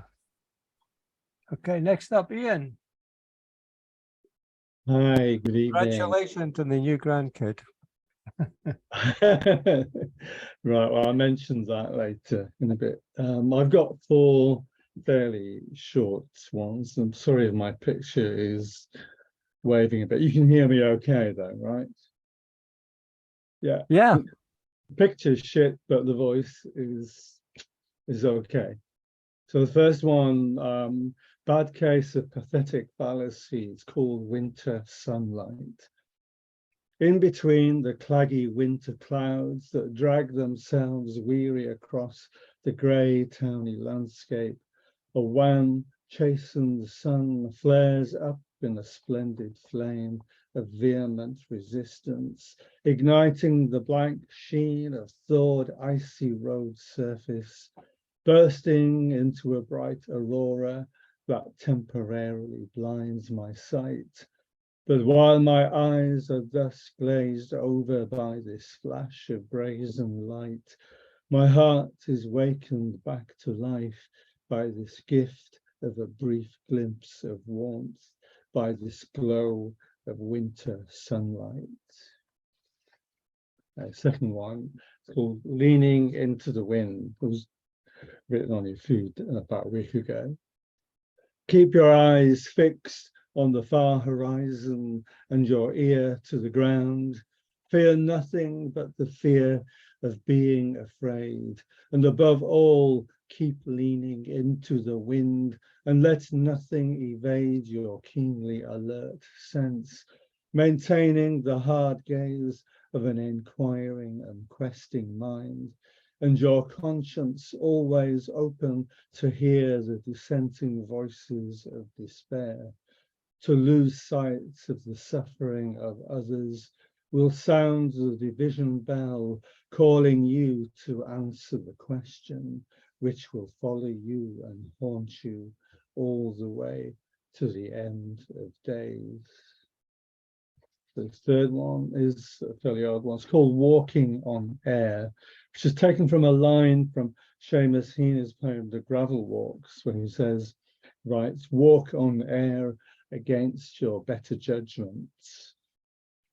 I miss the old days, but I look forward to the dawn rising up ahead, the glistening dew falling to refresh the parched earth, encouraging new swellings, to feel that cool relief on the soles of my feet, a tingling frisson of devil-may-care, ripped free of the past, floating above my better judgment, to dance out over a dense chasm and find myself walking on air with no sense of gravity tugging at my conscience, no clinging sense of inhibition pulling me into an unwilling orbit, tied down by respectable society, living in the present moment.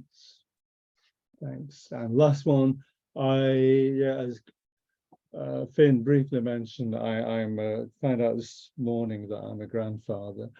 I have a granddaughter, and this poem was actually written last August, but it rings a bell. So I'm not saying that I have foresight or I'm a savant or whatever, but I think it fits now. I'm going to dedicate this to my new granddaughter, Isabel Sky, she's called. It's called Full Immersion. Here I am afloat, buoyed up in this birth sack of precious waters, the pulsating waves of plangent sounds ringing sonorous in part-formed ears. This plasma corpus surrounds me entirely, an overarching vault of protecting humors, undulating, swaying with the ebb and flow of another's heartbeat. An emerging universe full of stardust evolving into bright luminescence of new light. And from this full immersion, hope springs forth, carried on the boar tide that rushes along this stream of life, flowing through veins of a newborn creation that arrives mewling plaintively from out of that nurturing night. Thank you very much. Thank you very much, Ian. Thank you very much indeed. Thank you. Once again, congratulations. All right, my man, Rick, the screen is yours, sir. Good afternoon, good evening, good morning, my friends. You great, brave poets, you speaking truth. I have such respect for you. I've been doing a series on human rights, human integrity, the beauty of a human thought. And in that same vein, I have two for you today. One is, I'm afraid, a little chiding, but the other is vivid. So this first one, it's called Barbarous Blasphemy. Why do these elitists think we need that every mother, son, and daughter needs to read? Is this some sort of dream? I have laughter that verges on madness, even obscene. I think you know just what I mean. Why, if every person lead to read, they might even history heed. They might see how the oppressors lies and start to believe what's there before their very eyes and turn away from all my pretty lies. We try, surprise, to cover up your view of skies, and the old and wise and scholars surmise they mislead, saying it's the elite that call you to labor. It's written all over words to savor. They tell you stories and make you fools if you waste your time to study those stodgy rules. You might as well study facts. Just because your employer fails to lend you time to relax, they will tell you all that you need of every rule. They needn't waste time wasting fools that read on books these fools took. You don't need to know your math. We'll tell you when and where's the path. Do not fill your head with words. Why, doing so, some egghead makes you absurd. You study late at night, your mother and father's fright. Such crazy ideas you will have. It is good lashing all you need to salve Too much learning suits you ill. Would you your tiny brain fill? Why, you'll always be finding on garbage on the windowsill because the smell will make you ill. Sit down, shut up, do your work. It's all those books there that not but hurt. Ye bring you out, you work to shirk. Rest your eyes, more time to play. We're ready to tell you just what you need to know to say. Barbarous blasphemy. And now, my friends, let's talk of love just for a minute. You know that, oh, that thing that makes more humans. God bless them. This is called the dance of desire. In every phrase, you amaze, each jewel frame facet, your gentle beauty implicit. The world at your so tender touch shakes. The brush of your tender hand brings your audience to attend you stand, and in pure delight wonder at the spell under which we have fallen, as sweet as bees to pollen, and your dance aches and your dulcet sweet music makes our hearts in rapturous desire shake in wonder at the joyous and glorious spell you have us under. The dance of desire. Thank you, my friends. Have a glorious day. Dream magnificently. Thank you. Thank you. Thank you, Rick, as always. Thank you very much indeed. All right, next up, Mark. Hi, thank you. I share the screen. I have 3 poems about music today. This was based on a concert I saw last week at the Chicago Symphony Hall with Juan Diego Flores. For those of you that don't know him, he's probably the world's greatest. I see my internet is a little funky right now. There it is. He's probably the world's greatest tenor right now, taking in where Domingo and Pavarotti and Correas were. You cannot hear breathing in the rigid rows of motionless thousands under the dome of the Symphony Hall. The tenor is alone on stage with a grand piano and a pianist opaque as a shadow. He's an average-sized man, tuxed, fit and handsome with the altitude of Peru. The collar unbuttoned of his ruffled shirt with cufflinks which mirror the spotlights. His gaze reaches to the highest balcony, for it is there he must reach. Assuredly, he smiles with lips closed, bowing his head to those seated below, all focused on his every gesture, like he was an angel's trumpet about to bloom. He fills his lungs with the soft syncopation of air as his lips quiver to allow a vowel, offering a timbre unlike any other, filling the atmosphere with a joyous sadness that grows with tremolo as all eyes shut tight to concentrate on the sense of sound. Nothing else exists in the long recitative. His body becomes a string instrument before a piano drizzling notes and bass chords, guiding his song through fast changing landscapes of passion from life's suffering and lost love, till his posture spires and he soars to a long, sustained high C, and our hearts jump out of their cages, stunned by freedom into a silence of awe, as we roar into bursts of shattering bravos.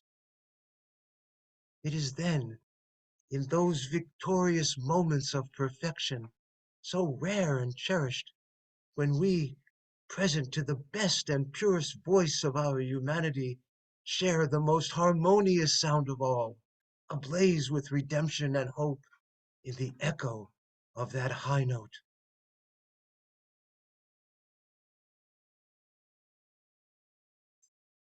This is called Jukebox, dedicated to FIP France Inter Paris. It's a radio station that plays a collage of every type of music. And you can actually catch it if you go to Radio Garden. Just an app that gives you 10,000 radio stations from around the world for free. And FIP is one of them. My jukebox doesn't allow cut after cut of Walmart rock. No country western Jesus songs. No garage band from the shopping mall with the metronome of 4 and 4. Changed the world before me once when I wore saddle shoes. My jukebox plays cantatas of Bach.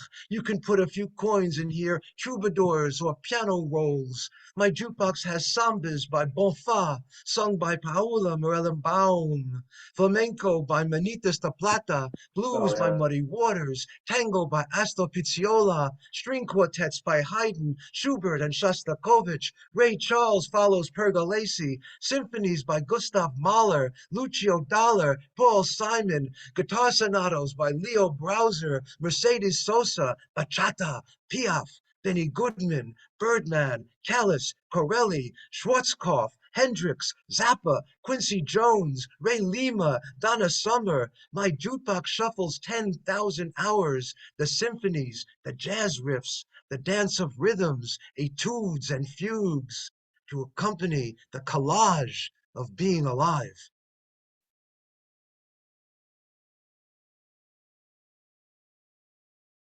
And history. I want to forgive the world of yesterday and start new today, just like history does.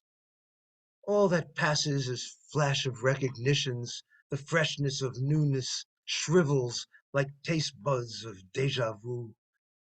Better the days to pass in limbo while the monster of history sleeps. I am beyond my being part of this collapse.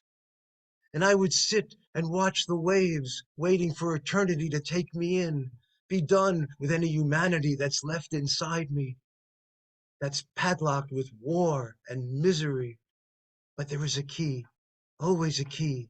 There is music, there's poetry. What is life but renewal? How I was engaged with amazement. How the music, oh, how the words divine. Thank you. Yeah, thank you very much, Mark. That's some jukebox, that, man. I can have that one too. Thank you. As it should be, as it should be. All right, Jeff. All right, so here's just something rough that I did for a workshop. It's called The Mellencamp Legacy. And this is where it all began. The tour guide stopped in front of a modest-looking 1940s-era house in the middle of the street, which itself was located in an ostensibly ordinary neighborhood in Seymour, Indiana. The group of about 15 tourists stopped in their tracks too, and they listened carefully. A few of them had done this tour several times before with different guides. Some were first-timers, and they had their phone cameras ready. A few already had the latest 5-dimensional hologram phones, the technological wonder of the mid-23rd century. The guide raised her hand to indicate the house.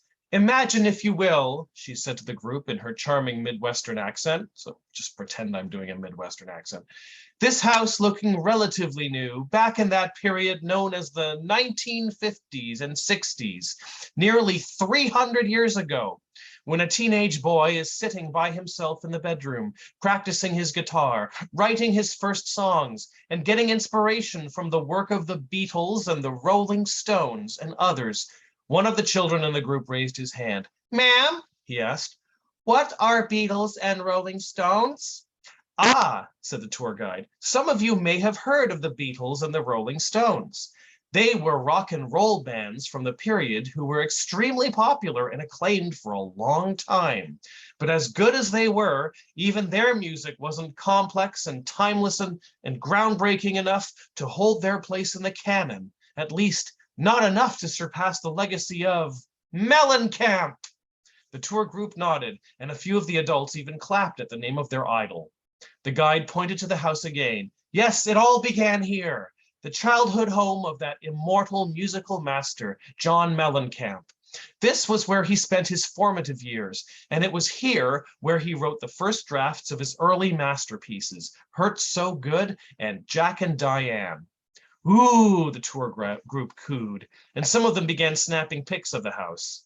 Now, the Mellencamp house is open from 9 to 17 hours every day, and admission is only 36,000 rubles for adults, 30,000 rubles for seniors and children under 13. I encourage you to visit the house, but you should buy your tickets in advance on the Omni Internet, as it sells out fast. Right now, we're going to take a walk around the corner and see where Mellencamp began his musical career. The group followed the tour guide as she led them to the old entertainment district in historic Old Seymour.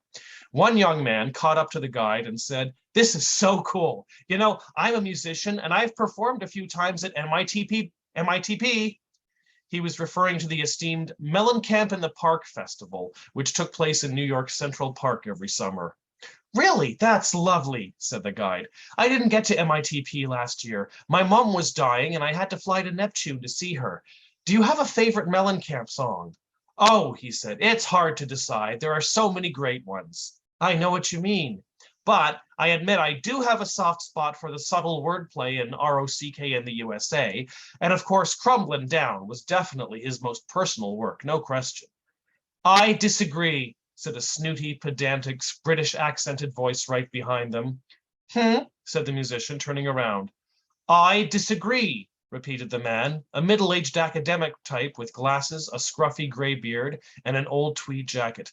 "Mellencamp's most personal work was clearly Pink Houses."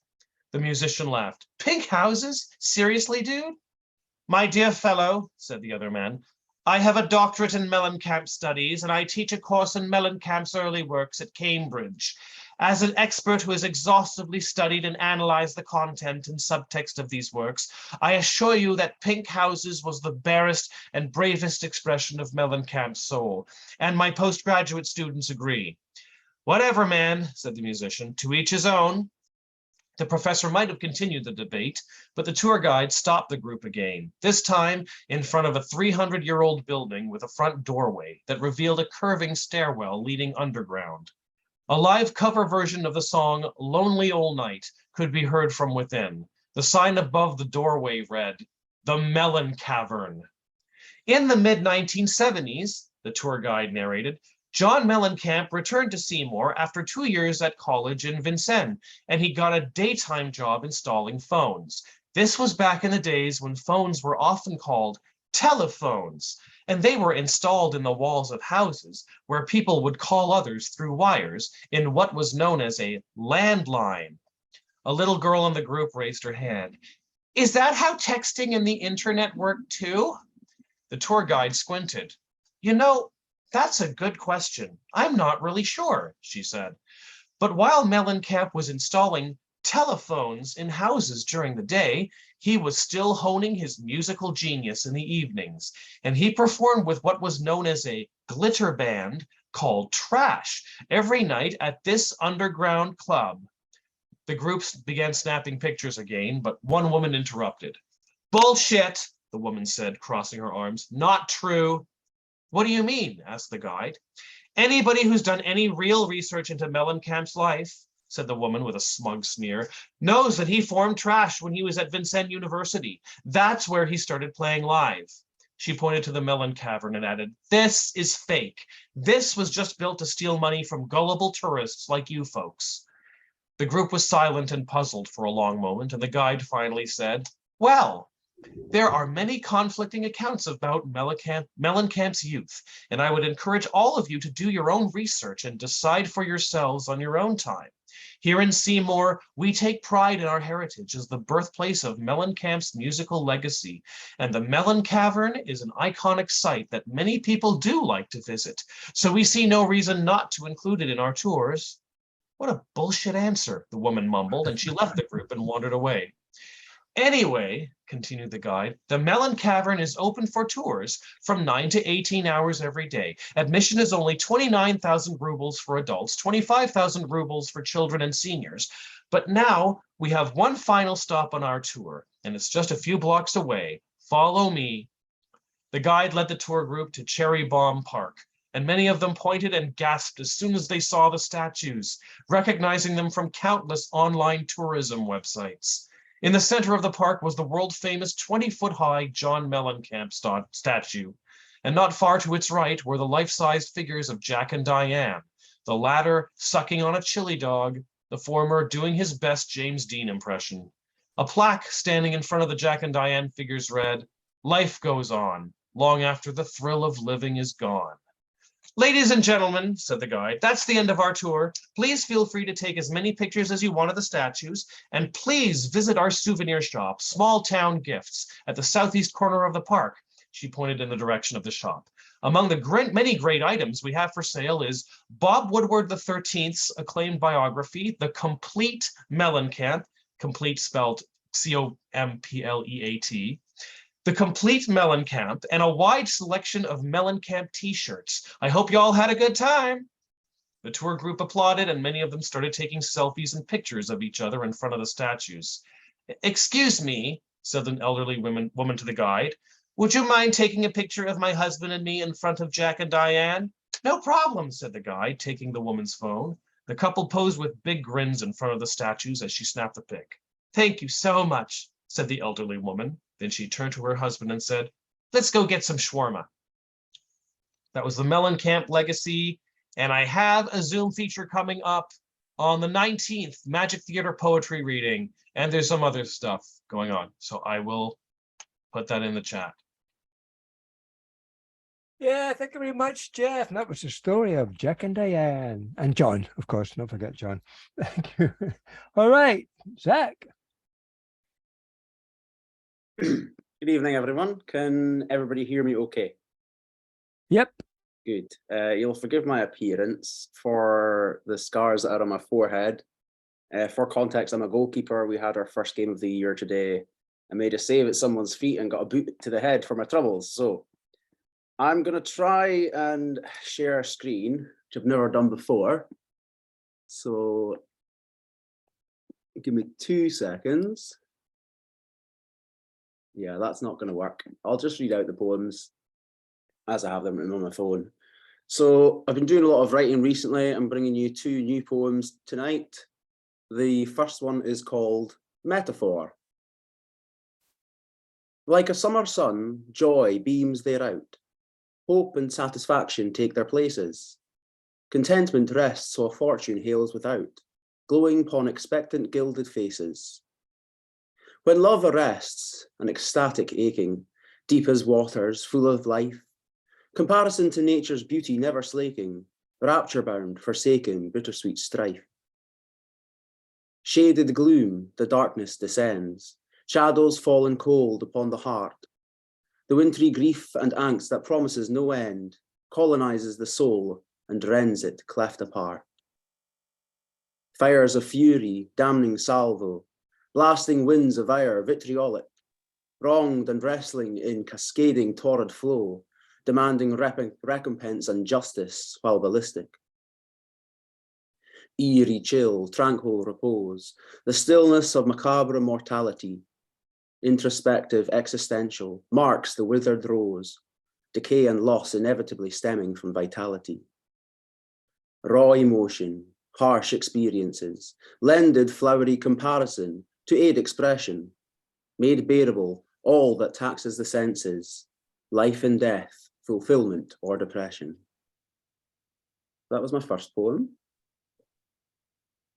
And the second poem it's called The Muses, and as the title suggests, it basically goes through the 9 muses of Greek mythology and Apollo, the god of the arts.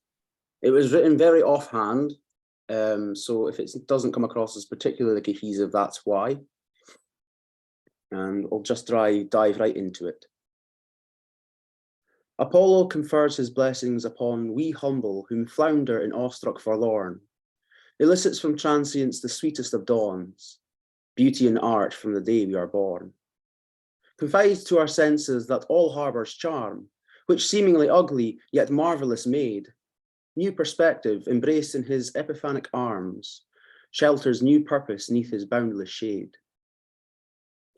Calliope, magniloquent, ever inspiring, stories narrated such infinite tales, bid us script our own bardic glory aspiring. May conception eye follow and words never fail. May heart find her language, may you form lyric sentence, to regale and connect with those fantasies far flung. Doldrums respite through her benedict eloquence, whate'er held forth may her pen find apt tongue. Obligation to honour Earth's time's sacred lesson, bidden to portray in imaginative fashion, to hold in remembrance, kept living whom gone, Clio sends forth her illustrious passion. All that exists, formed before it existed, evolved through the ages, we ply vivid homage. Whatsoe'er we craft, creating vista insisted, quiddity's tapestry swims in her visage. Carnal essentials, heart-born and implicit, whence cometh irato, to guide fervent quill, tasteful conveyance of erotic explicit, lain bare, rendered virgin through her purifying will. Solomon, learned, yet all the same loved, found recourse for such unadulterate pleasure, aptly applied via guidance from above, rendered the sensual in sanctified measure. The lilt of a nightingale beckons my ears, bids me likewise to draft dulcet notes. I sing fresher praise to quell mortal fears, as she, sending song from her tremulous throat. I bask, air enraptured within joyous void, melodious euterpe, the essence of all, refrains thusly captured, that we might enjoy life's dreams and philosophies, its rises and falls. All is not perfect, man weeps and hearts bleed, love's labours are lost, confounded by travesty. Melpomene strives, her ideals to succeed, that we might reflect when befallen by tragedy.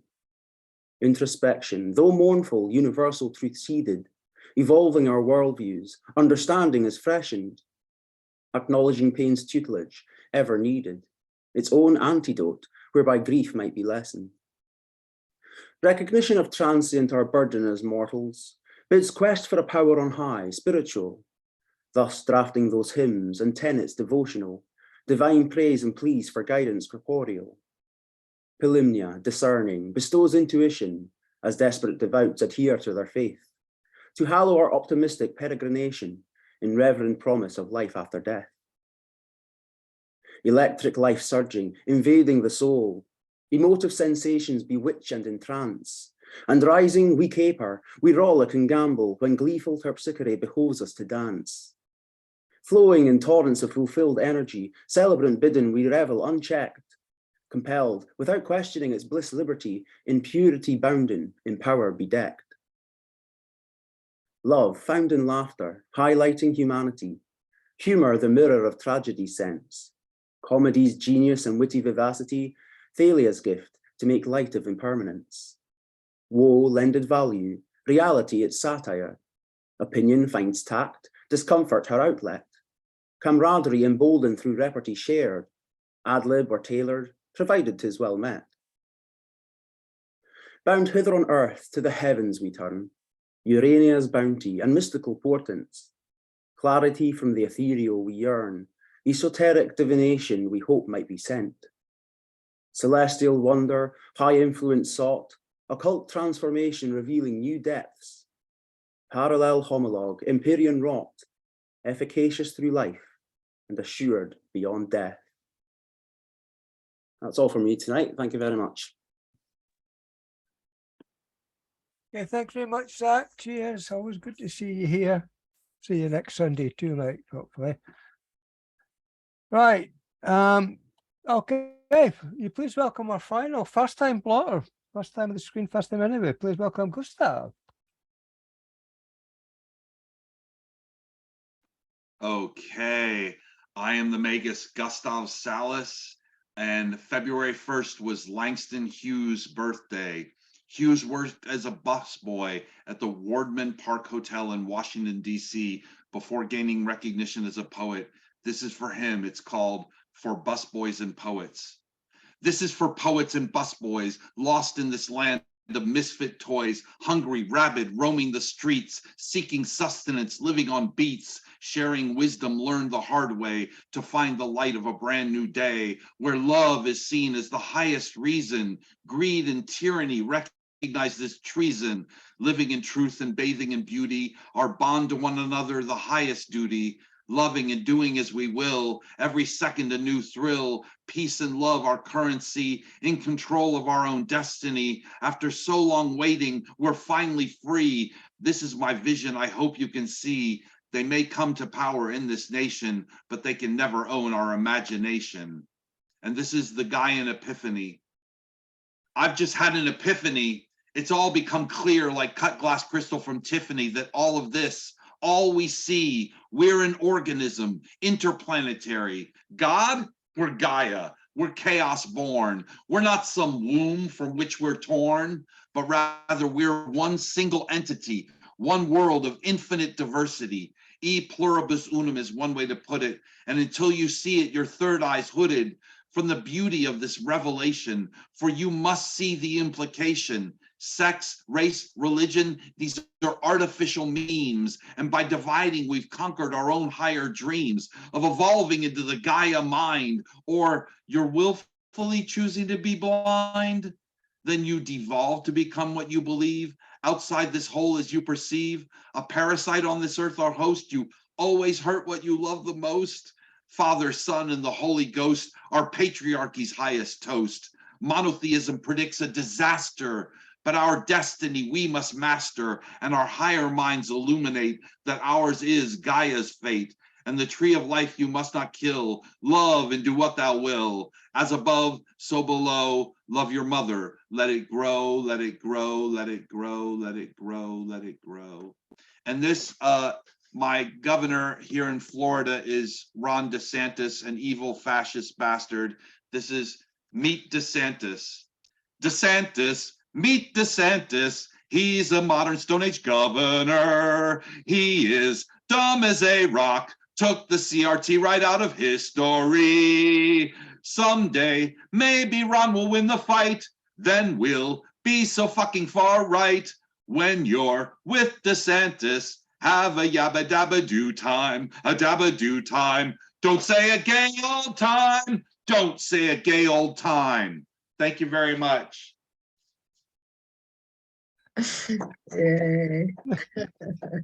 Yeah, thank you very much indeed, sir. I wouldn't worry, you won't hear that in the history books because he'll have just scrapped it anyway. So thank you. Brilliant stuff. Glad to come along. Come back again, sir. Come back again. All right, Joe, are you ready to go? Yep, thank you, Finn. Evening, everyone. I'm just seeing if my camera will play because it keeps breaking up and then it affects the microphone, but I'll see how we get on. No, there we go. Well, it makes me better looking actually when it does all this. So I might leave it. I've got 3 short ones, quite new. If it starts to affect the sound, will you let me know and I'll switch the camera off. This one, the first one's called Nothing Is Forever. I wrote this after watching Jojo Rabbit last night. I hope other people saw that film. It's absolutely wonderful.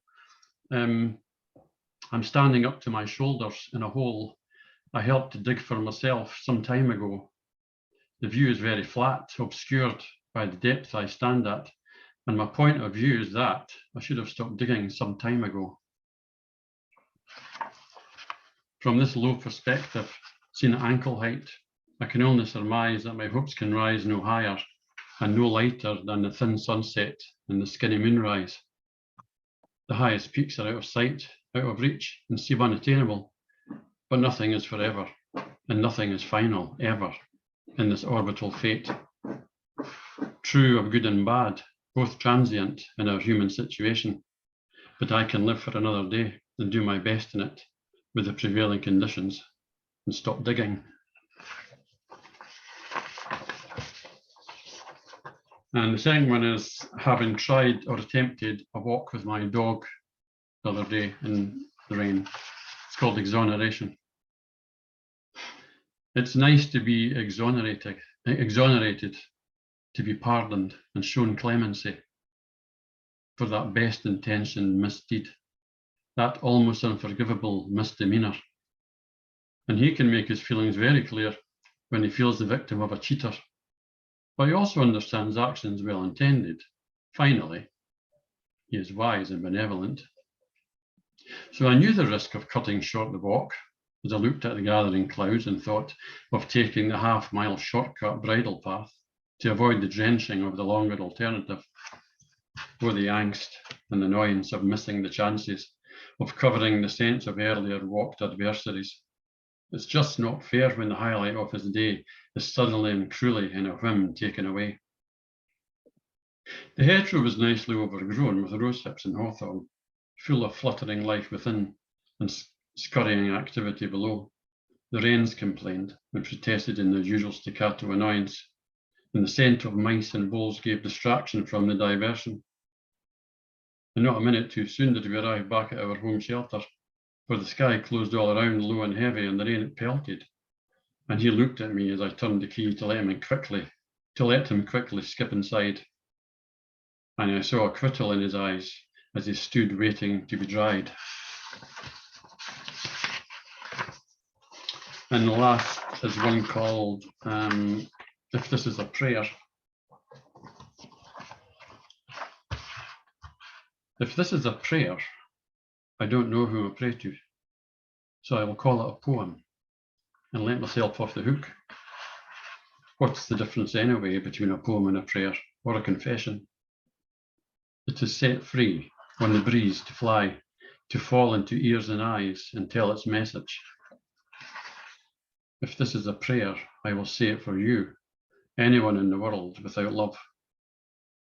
Those who kneel at shores and boundaries, telling their own poems and prayers and confessions. And it will be free to be understood by all breaking hearts across the earth. If this is a prayer, I will say it for us, we with power and words, we who have no excuses, we who can stoke embers of truth and ignite ashes of hope with burning conscience. If this is a prayer, I don't know whom I pray to, so I will call it a poem and let myself off the hook. What is the difference anyway between a poem and a prayer or a confession? Thank you. Indeed, indeed. Thank you very much, Joe. Thank you very much. Great poems again. What is the difference indeed? Thank you. All right, from Joe to Diane. Not Jack and Diane, but Joe and Diane. Okay, can you hear me? Can you hear me? Okay. Yeah, we can hear you. Thank you. My camera's acting up a little bit, so I'm going to try to read. These two pieces are written not by me, but by Dr. Robert Woodbine. His book is out. It's called Canela con miel y clavos, which means cinnamon with honey and nails. And so it's written by Dr. Robert Woodbine. And this first piece is called Curried Okra. Ronald's parents knew he was special, but not in the way to brag aloud.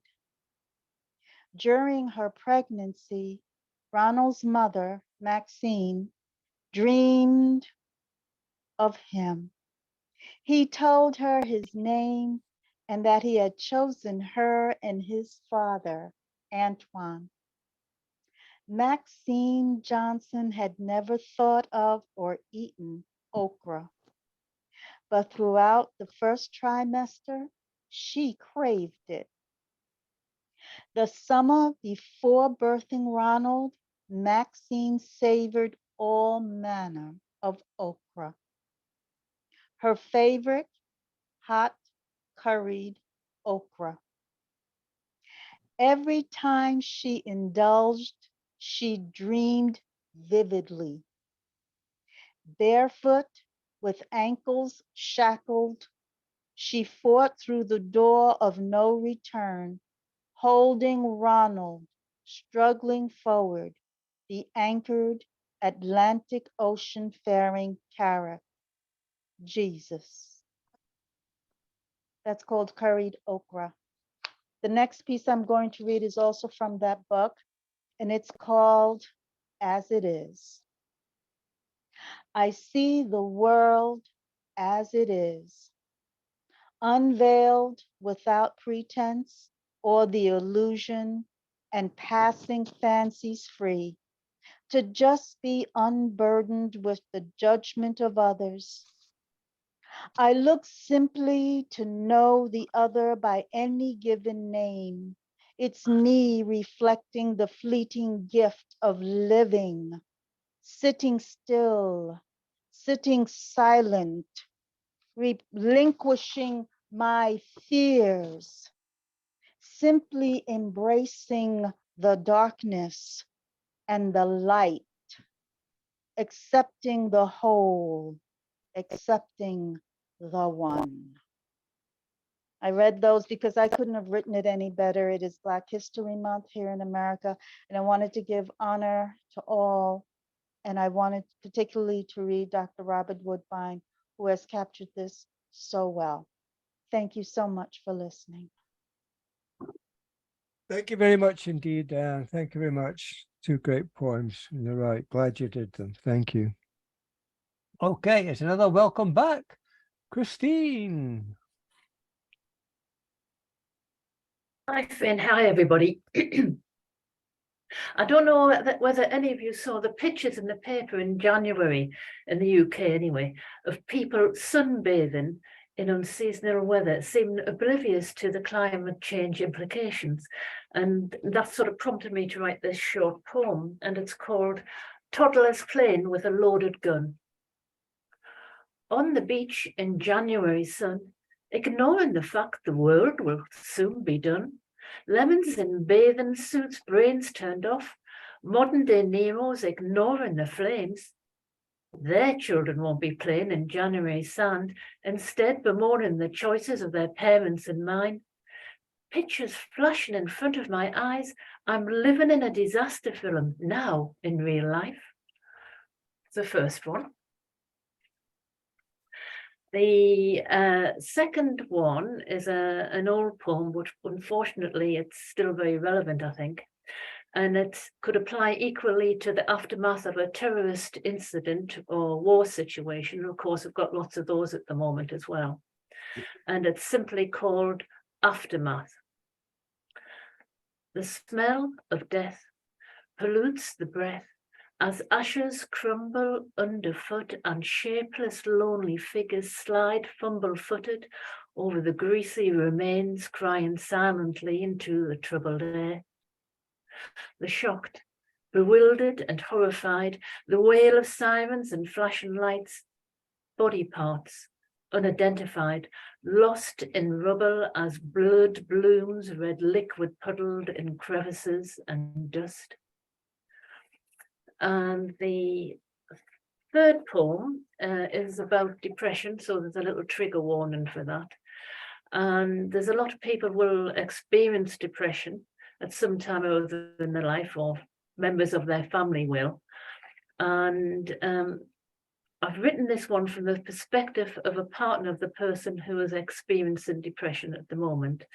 And with a nod to Winston Churchill, I've called it When the Black Dog Calls. As he used to call his own depression, the black dog. So, when the black dog calls. My love, you do not hear what is said when your depression rages and your head is filled with clouds darker than the night. You do not hear what is said when people shower praise instead. Uncertainty and doubt fill your head. You do not hear what is said when your eyes are dull, your ears blind, your world flat and grey.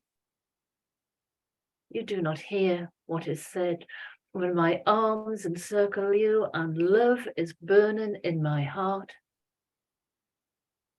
I am unable to take your pain away, my love. You do not hear what I say. Thank you. Thank you very much indeed, Christine. Good to see you back and hear you back, especially too. Thank you. All right, we're getting down the list. Marianne. Yes. Thank you, Finn. Good afternoon, everybody. I have for you this afternoon just 14 short lines about love. There are no one and onlys. You were no more chosen by an unseen hand for me than I was for you. But our words and deeds may make it so. In every moment that we deliver,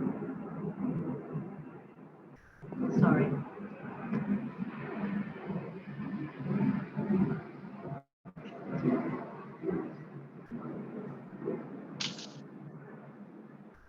Sorry for that, ladies and gentlemen. I live on a rock in the Caribbean, and Sunday afternoon is a big time for air traffic. But our words and deeds make it so.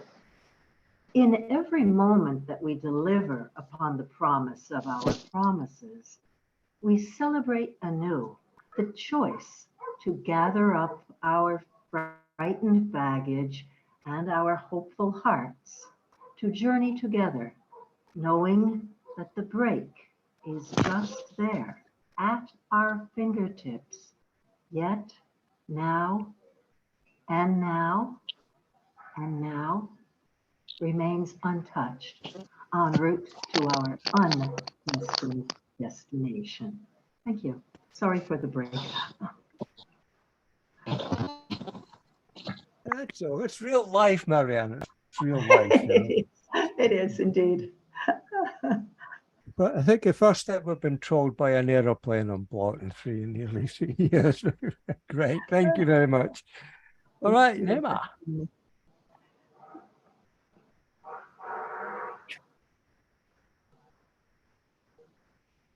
Unmute. Okay, sure. Thank you. First poem, Panic. Empty shelves, our baser selves. Through the supermarket doors, the peeved panic ants pour. Running the gauntlet, fired up and dauntless. The grasping, clenching hands, an eerie exodus of cans, entitled and faultless. The wired scanning eyes, honing in on the prize, non-perishable goods, spillages underfoot. This little piggy got supplies. A fragile old deer, shakily wiping a tear, her one day to shop in a shop with no stock. The vulnerable at the rear, greed tramples and sneers. The shelves are pilfered and empty, one household only allowed entry. Bulky toilet paper towers wheeled around as they scour the pathetic pillaged assembly. A frothing mob of madness, checkout beeps of regress. Thank you. And the second piece, cherry picking. At the doctor's for a virginity test, heavy-hearted, it is pointless to protest.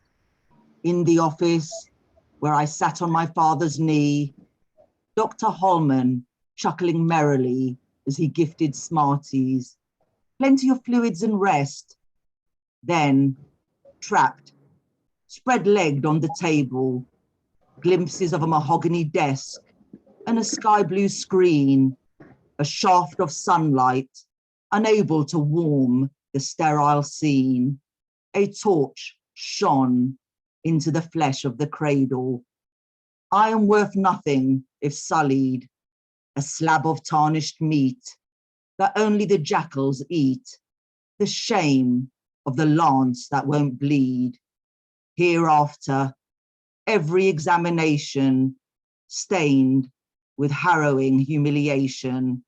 I am the mute adolescent, silently screaming, dunked in the trauma, dormantly sleeping. The dirty hands vying for the fruit of the tree, entitled and waving sticks, how the ego gets its kicks. A hymen pilgrimage at the altar of virginity. I curse your shrine. The ownership is mine. The forbidden garden, forbidden to all but them. Thank you. And the last one is just a short one. So, bliss. A bluebird perched on my windowsill. How easily taken for granted, gifting tuneful tweets of heartwarming song, absent arias of arpeggios after you've gone. This day, you did not fly away, almost like joy had come to stay, beaming in your company, enchanted, airborne, on the keys of spring. Thank Thank you very much indeed. Thank you, Nima. Thank you. You can put the link to your book in the chat if you would like. That would be fine. Perfect. Thank you. All right. Art Cake. Yay. Hello. Oh, what a wonderful night. You've kept me company. Well, I had to have my camera off. I'm doing a little bit of catch up, but wonderful, wonderful. Right. I was fortunate enough to share a poem that has been published in Steel Jackdaw and share that magazine with some amazing other poets. So I thought I would just, Finn being one of them, it's definitely worth buying. I'll read this. It's called Tectonic Plates. When you were just a theory, I was just an undeveloped mind. Querying your validity, I loved the way your syllables grit my teeth and hit my epiglottis. Not once, but twice, as if my mouth was trying to subsume your mass, eat the possibility of you, when you have ground whole continents beneath your crust. You sounded extraterrestrial, very logical and digital, mechanically accurate, beyond continental drift, tectonic. Could have been a drink. Back then, an ocean's knowledge had still to be consumed before we could claim you as facts and not just a theory. Which just shows you how old I am. This other one, I don't know. I've been listening from the beginning and I'm sure I heard something about kittens and cats. So this is called Insomnia Poetica. I open one eye. Poetry has prodded me with a line. A semi-conscious mind is playing with it, kitten-like pouncing. As poetry dangles fluffy mice on strings, and I try to catch the meaning of this at 5 a.m. My mind has wobbly legs, but claws enough to catch the bait, and I'm falling over myself to create a sense of something other than how frustrating fun can be when you'd really rather be fast asleep. The fuzziness of otherness keeps tickling me. Oh, maybe I can learn this lesson poetry is teasing me with. What is it trying to say? Have I become too serious, stuck in my melancholy ways? Could I chase this feeling down and catch the other prey? Or is poetry a Pied Piper, leading me to some drowning death of endless musing? Yes, I realize I've become too serious. Poetry is a jester wildly carousing at midnight open mics. I need to find poetry more amusing. And a tiny one to finish. It's coming up for International Women's Day in a month's time. And what I've done is created the bare bones of a poem that will get bigger, but this is the start of it, just a few lines. Equity starts with advocacy. Advocacy starts with voice. Voice starts with courage. Courage starts with choice. Choice starts with inquiry. Inquiry starts with curiosity. Curiosity starts with inequity. Inequity starts with bias. Bias starts with ignorance. Ignorance starts with you. Thank you. That's a great start to it. Anyway, can't wait to hear the rest of it. Maybe next month. And I don't know if you've ever heard of a Pecha Kucha talk. What I'm going to do is probably expand it and add slides and images to it as well. So. Oh yeah, great stuff. Thank you. Okay. Okay, where are we going next? All right, Gerald.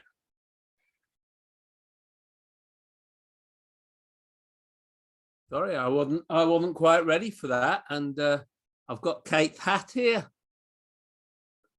Kate's hat, which we're going to send up to Kate in a bit. So I'm going to do I got a half-hour set in Wolverhampton, so I did some of my punk poems, and here's one called Almost Dead. Ed.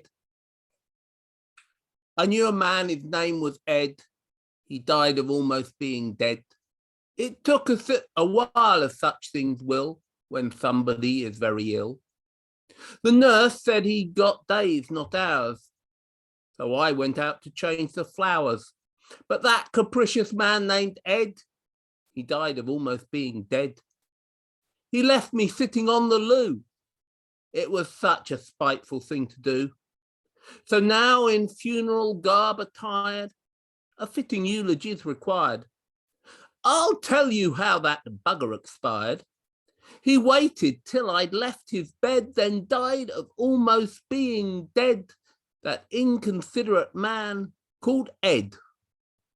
I miss him dearly, it should be said. Almost dead, Ed. Because Clive knows about this, he posted up in Facebook. I'm silly tonight, sorry, but he posted up that he wanted to try a poem with the words Jacob Rees-Mogg in a cement mixer.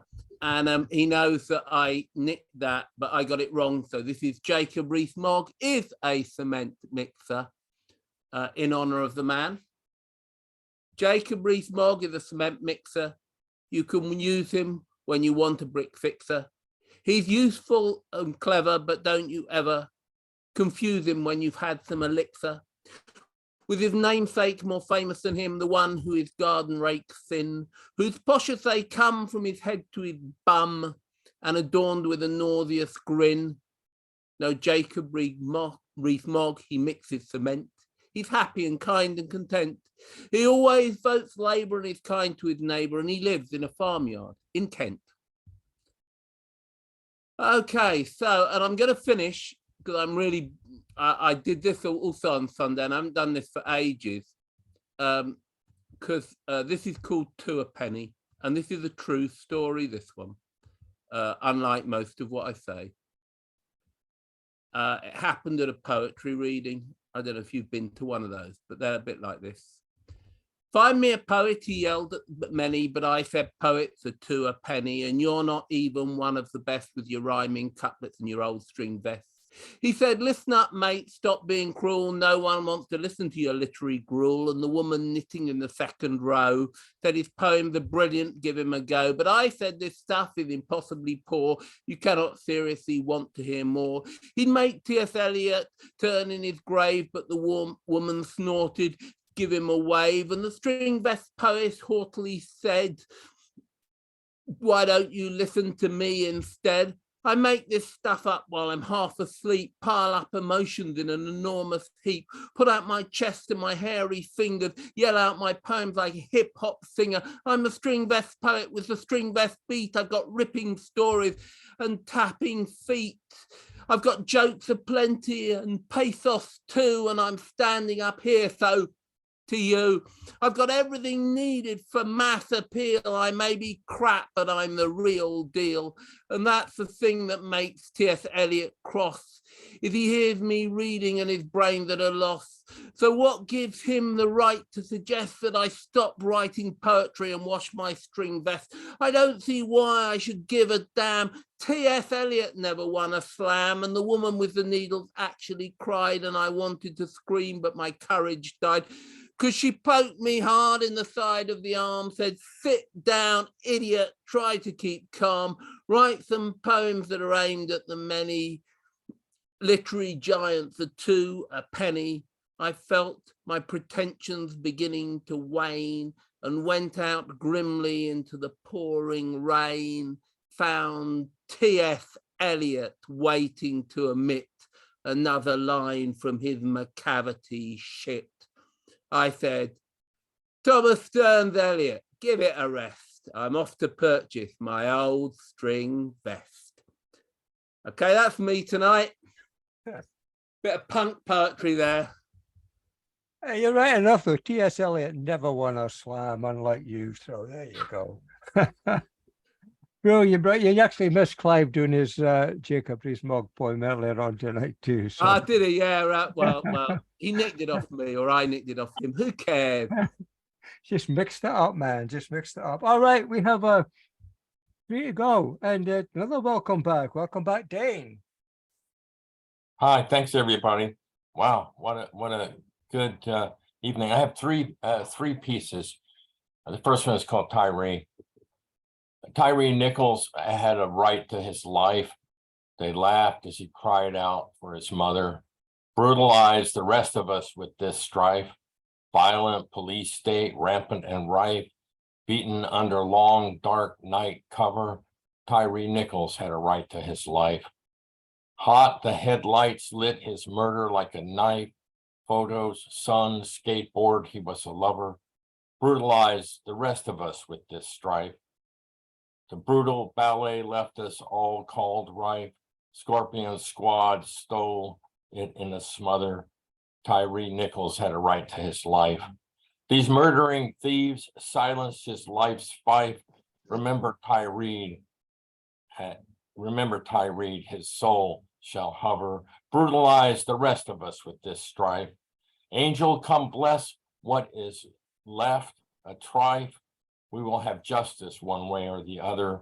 Tyree Nichols had a right to his life. Brutalize the rest of us with this strife. This next piece is entitled, Because This Never Happened, This Is Not a Costa Rican Beach. In one story, they are poets.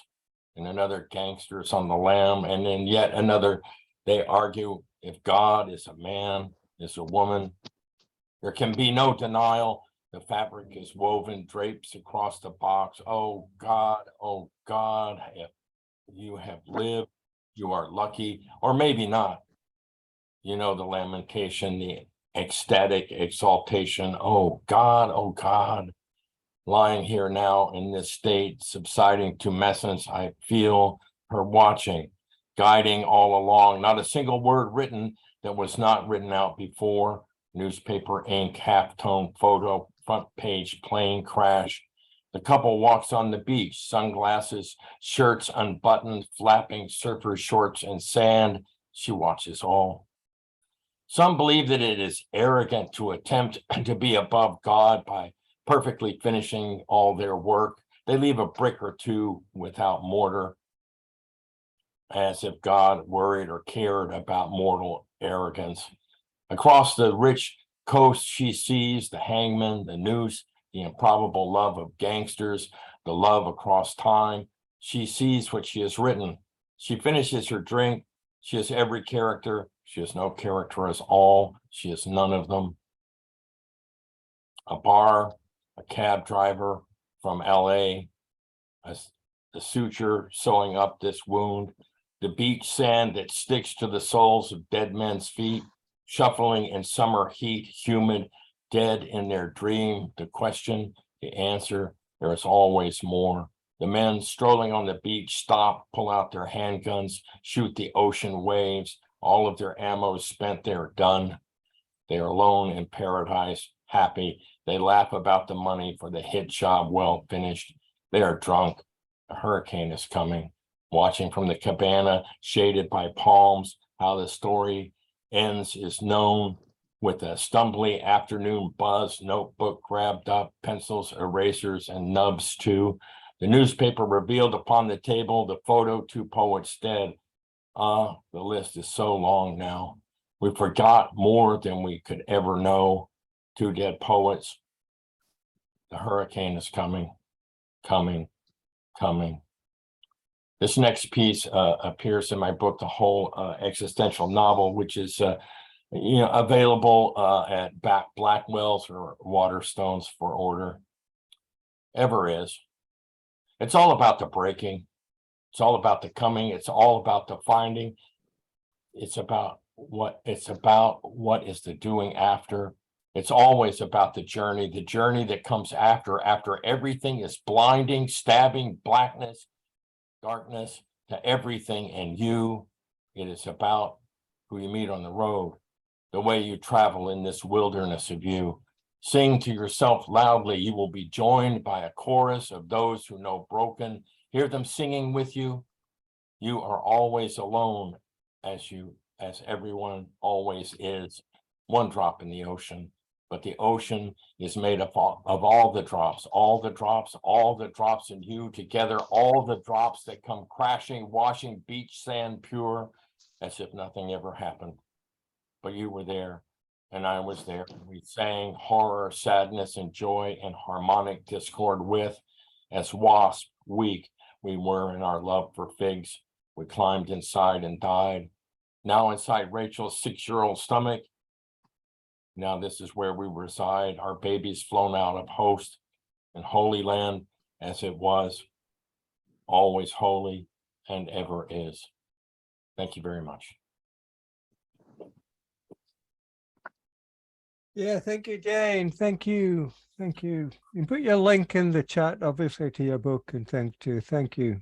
Man, wow. All right. Jerry.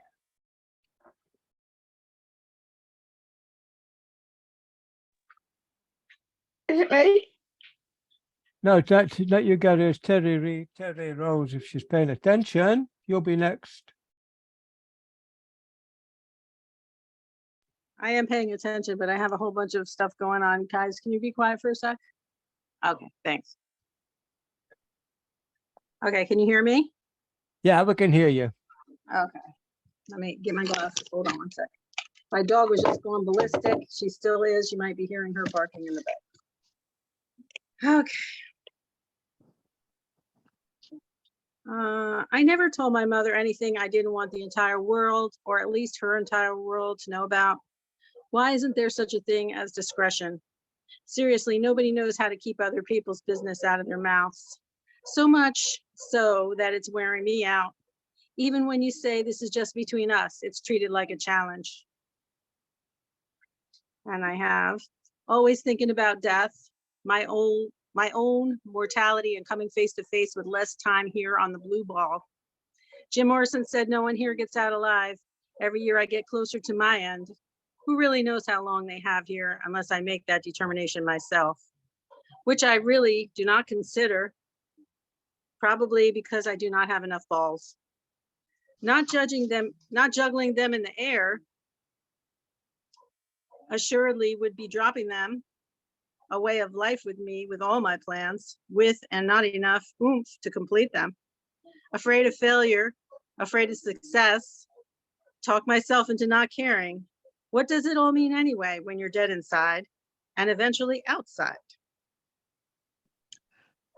And I have one more. I don't want to do that one. Back in high school, excuse me, excuse me, shh, for a minute. All I ask, 1 minute. Okay, thanks. It's just so noisy. Back in high school, I read extensively on conspiracy theories about the existence of aliens and the government cover-ups and assassinations of known and not well-known persons with sensitive top secret information about Earth's communication with and collaboration with them to gain technological advances. I read about abductions, experimentations, implants, probes, erasing memories, and mind control. All of these scared me to the point that I was afraid to go outside. I watched interviews with people who thought they were abducted several times, and I saw the fear in their faces. They were interviewed on talk shows and humiliated. I heard stories of friendly aliens and those that want to destroy humanity. There are too many unanswered questions. All that I have learned leads me to paranoia. Once in an airport, I saw something in the back of my neck light up on the board. I said to the guard, "What is that?" pointing to it, and he just laughed. That's it. Thank you very much. Thank you very much, Jerry. Cheers. Thank you. Thank you. You can get back to your dog now. Thank you. All right. We'll two more. We'll Gary, and then we'll get finished with Sylvia, and then I'm going to do a couple. Okay, Gary. Hello. All right. I've written a play, and I was going to read that tonight. Read the first scene of my jazz play, because a year today since I did my years this week that I did that feature here. So, but I realised Dane's already heard it, so I'm going to do something else, which is from the play, which I think I put in the chat. I wrote it and I got Noah Levin to read it. It's called The End Could Be Nigh. At the beginning of twilight, before sunrise, the moon, the night watchman clocks off. I put my hands together with my knees firmly on the floor. I pray for a better day, that each person will have their daily bread. I want to forgive those who sin against us, saving us from the trials forced upon us. I meditate on the word in deliverance. Each day, my heart seeks to make a difference towards making this a utopian existence. So I can have ears when I cannot see. So I can have courage to forgive thee. So I can have sight when I cannot hear. Do good, and good will be done to you. As I rise from my knees from the soft cotton wall clouds, I brushed away the turbulent tides of the previous day. A chorus of sparrows give hope and praise for this new day. The seeds we spread and sow nurture the dew. Stray bees on overtime impregnate the blooming pollen. Kindness enriches the fertile earth. As a daily occurrence, the sun breaks the horizon. The cumulus clouds start to bluster and fester, a cyclonic turbulence of malignant, destructive, violent infestations gather for an impending doom. Temptation begins to lure goodness. Darkness replaces kindness, arousing greed. Silent screams can be heard in the Machiavellian corridors of the upcoming storm. Goblins, imps of the earth manifest themselves like a gleaming blade in the back, tightly gripped in the hand of Judas. Mercenaries possess weapons of mass destruction. Indecision becomes an institution.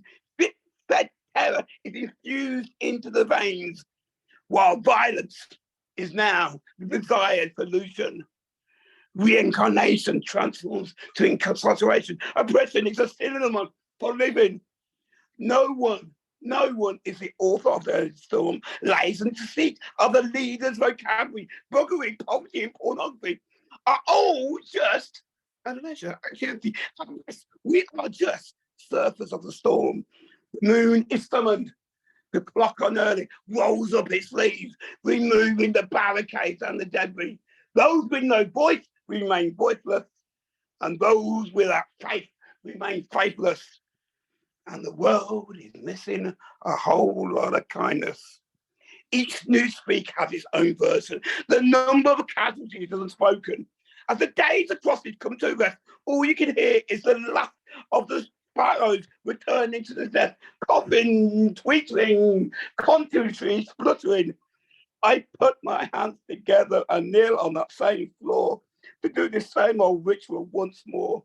Pray for a better tomorrow. My knees are sore and my eyes are slightly jarred open. As racism, hatred has given me a cloak of distrust and suspicion. I've lost faith in truth. I've lost faith, so I need protection. For my weak heart, I need titanium armor, upper body padding, so I'm not accused of having a chip on my shoulder. Gloves made of nitrile, so I can use as part of my arsenal.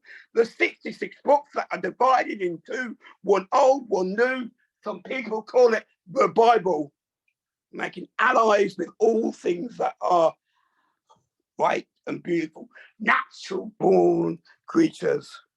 To tackle the insurgents, the sun comes out for added support. Notations gather with red crosses to hide their shame in the killing of the masses.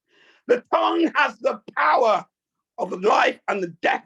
Those who love it will eat its fruit. Proverbs 18:21. Only then does good triumph over evil. In partnership with the spirits of the sun and the moon, it's time to follow light. We all need 2020 vision.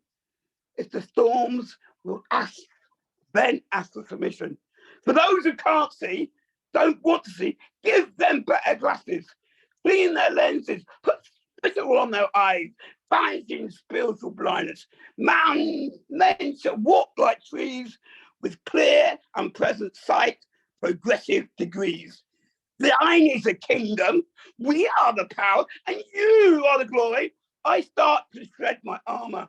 I place my hands once again together. My knees are still on the floor. The moon rolls down its leaves, gives a wink, and together we say, and more.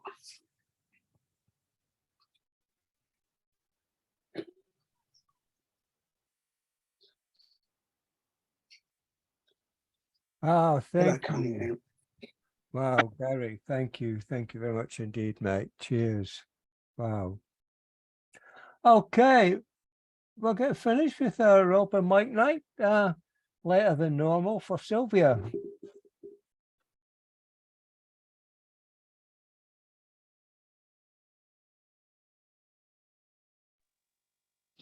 Hi everyone, can you hear me?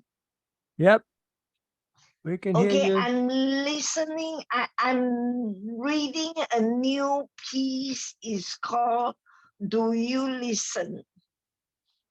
Do you listen deeply to feel what I feel?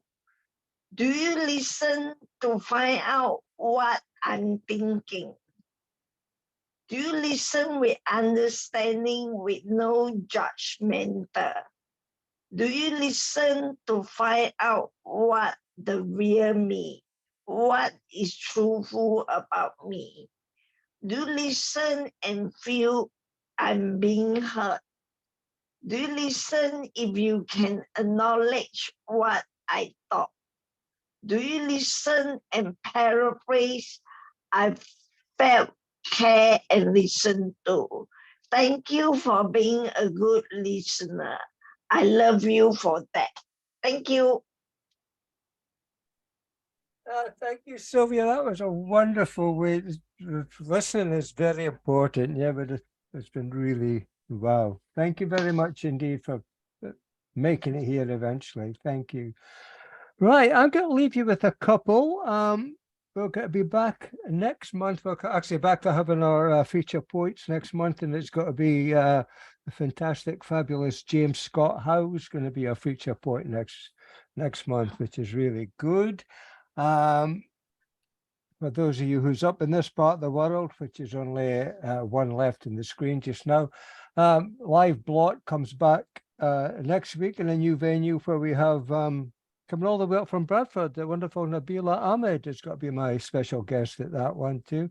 I say she's coming up for that, but she's actually come up to work for a couple of days, so we'll take that chance. Thank you. And right, let me find I'm going to read two pieces, and I'm going to read the one that's in the magazine that Kate was talking about, and it's also in my new collection as well that I've got out. It's called Headspace, which is a small book, but it's got poems from my daughter and my granddaughter in it. It's a three-hander called Headspace. This first poem's called Flux. Somewhere in my past is a future waiting to be found, and the sound of memories, some broken are littered on the ground. My head recoils at thoughts unkind, a life that happened. Whether you want it or not, the spot that never heals conceals many flaws and laws that you never knew existed. Watch out, it will have caught up with you, taking you unawares as you stared into the abyss, trying to see what you might become. Long past scared, and crimes with rhymes from times still to be, awaken the dead who are yet to be born. Forlorn hopes and dreams that in the future you had, erasing time before it gets here. But the truth is that there is no journey, We're all arriving and departing at the same time. And if you think, therefore you will be, as you are before, as the door to the past is the portal to where the future, where sutures help to seal the wound, but some time alone helps heal them. You can scheme and plan and try to escape, and the best is yet to come. And even Ornette Coleman knew, or he will know, that tomorrow is the question. Answer when you can, if you haven't already. Time is flux, it breathes in many places, checking you out as you check in. It will play with you, toy with you, and all the while keeping its eye on you, keeping time, dancing to the same song. And not everyone remembers the music, but I do. I can put the needle back on the turntable. It's not sliding doors. It's not the fork in the road. It's not a choice. Is it a flashback, flash forward to another time, or the same space? The lives we lead are like tracks in the fallen leaves. The glitches that appear in your reality are just ripples. No ghosts, no mysterious shadows. It's neither here nor there nor is. Was. Death isn't the song end, just punctuation. And as a lot of you know, we've been having a pretty hard time with our cat Smudge. He's been, we're waiting to get one last test result to see if he's got a liver or not, quite frankly. We can't beat about the bush. He may have a disease called feline infectious peritonitis, of which there is no cure. I mean, you wouldn't think he's got anything wrong with him tonight. He's mad as a hatter tonight. But so I wrote this poem, and we started with a cat poem from Michael. I'd one in between, and this one is, I wrote it in a really low time this week, and it's called I Want You.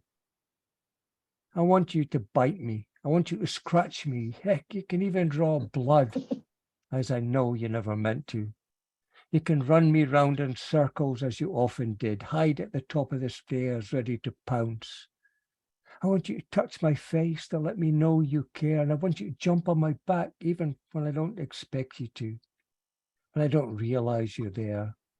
I want you to sit on my knee watching TV or kitten TV videos on my device. I want you to be sweet and nice, then surprise me by jumping up on the sofa and giving me a new hairstyle. I want to see you climb through the blinds carefully so you can look outside, but run away when a noisy car goes past. I want you to chase the red dot of the laser, then get confused when it disappears under the display cabinet. I want you to turn your nose up at the food we serve you, only to eat it all from me out there, not drinking the bowl of fresh water, but scooping down the kitten milk. I want you to sneak into the open cupboard door, staying just out of reach of my outstretched arms, then mewing desperately when I shut the door. I want you to come running downstairs from a bedroom when we return home from shopping or some other trip, and sitting on the sink watching the water drip, drip, drip, being fascinated by the space between the basin and the sink side. And I want you to be soaking in the heat of the wood burner in the corner of the living room, coming down in the morning to find you switch the table lamp off. I want you to see the sparkle of mischief in your eyes as you try to catch us unawares or sit on the stairs by your favourite candle. I want you to lie in positions it seems impossible to lie in, mainly half out of your bed, with your head appeared to be turned right round the wrong way, or curled up in my arms like a baby. I want you to be okay. I want you to steal the thread from June is sewing, knowing you aren't supposed to. And I still can't find the broken leg of my glasses, the one that I was going to fix. I want you to be okay. I want you to be okay. Thank you. Okay, that really gets me. I wrote it myself. Thank you very much, everyone, for coming along. I'll see you next month, some of you, and stay cool. And may words never fail you. Thank you. Thank you so much, Finn. It's been brilliant. Have a good night, everyone. Okay. Thank you, Finn. Good night, night. Bye, everybody. Good night, everyone, and thank you, Good Finn. morning, everyone. All the best. Bye, Finn. Bye. Thanks a lot, buddy. Good job. Good night. And all health to your cat, my friend.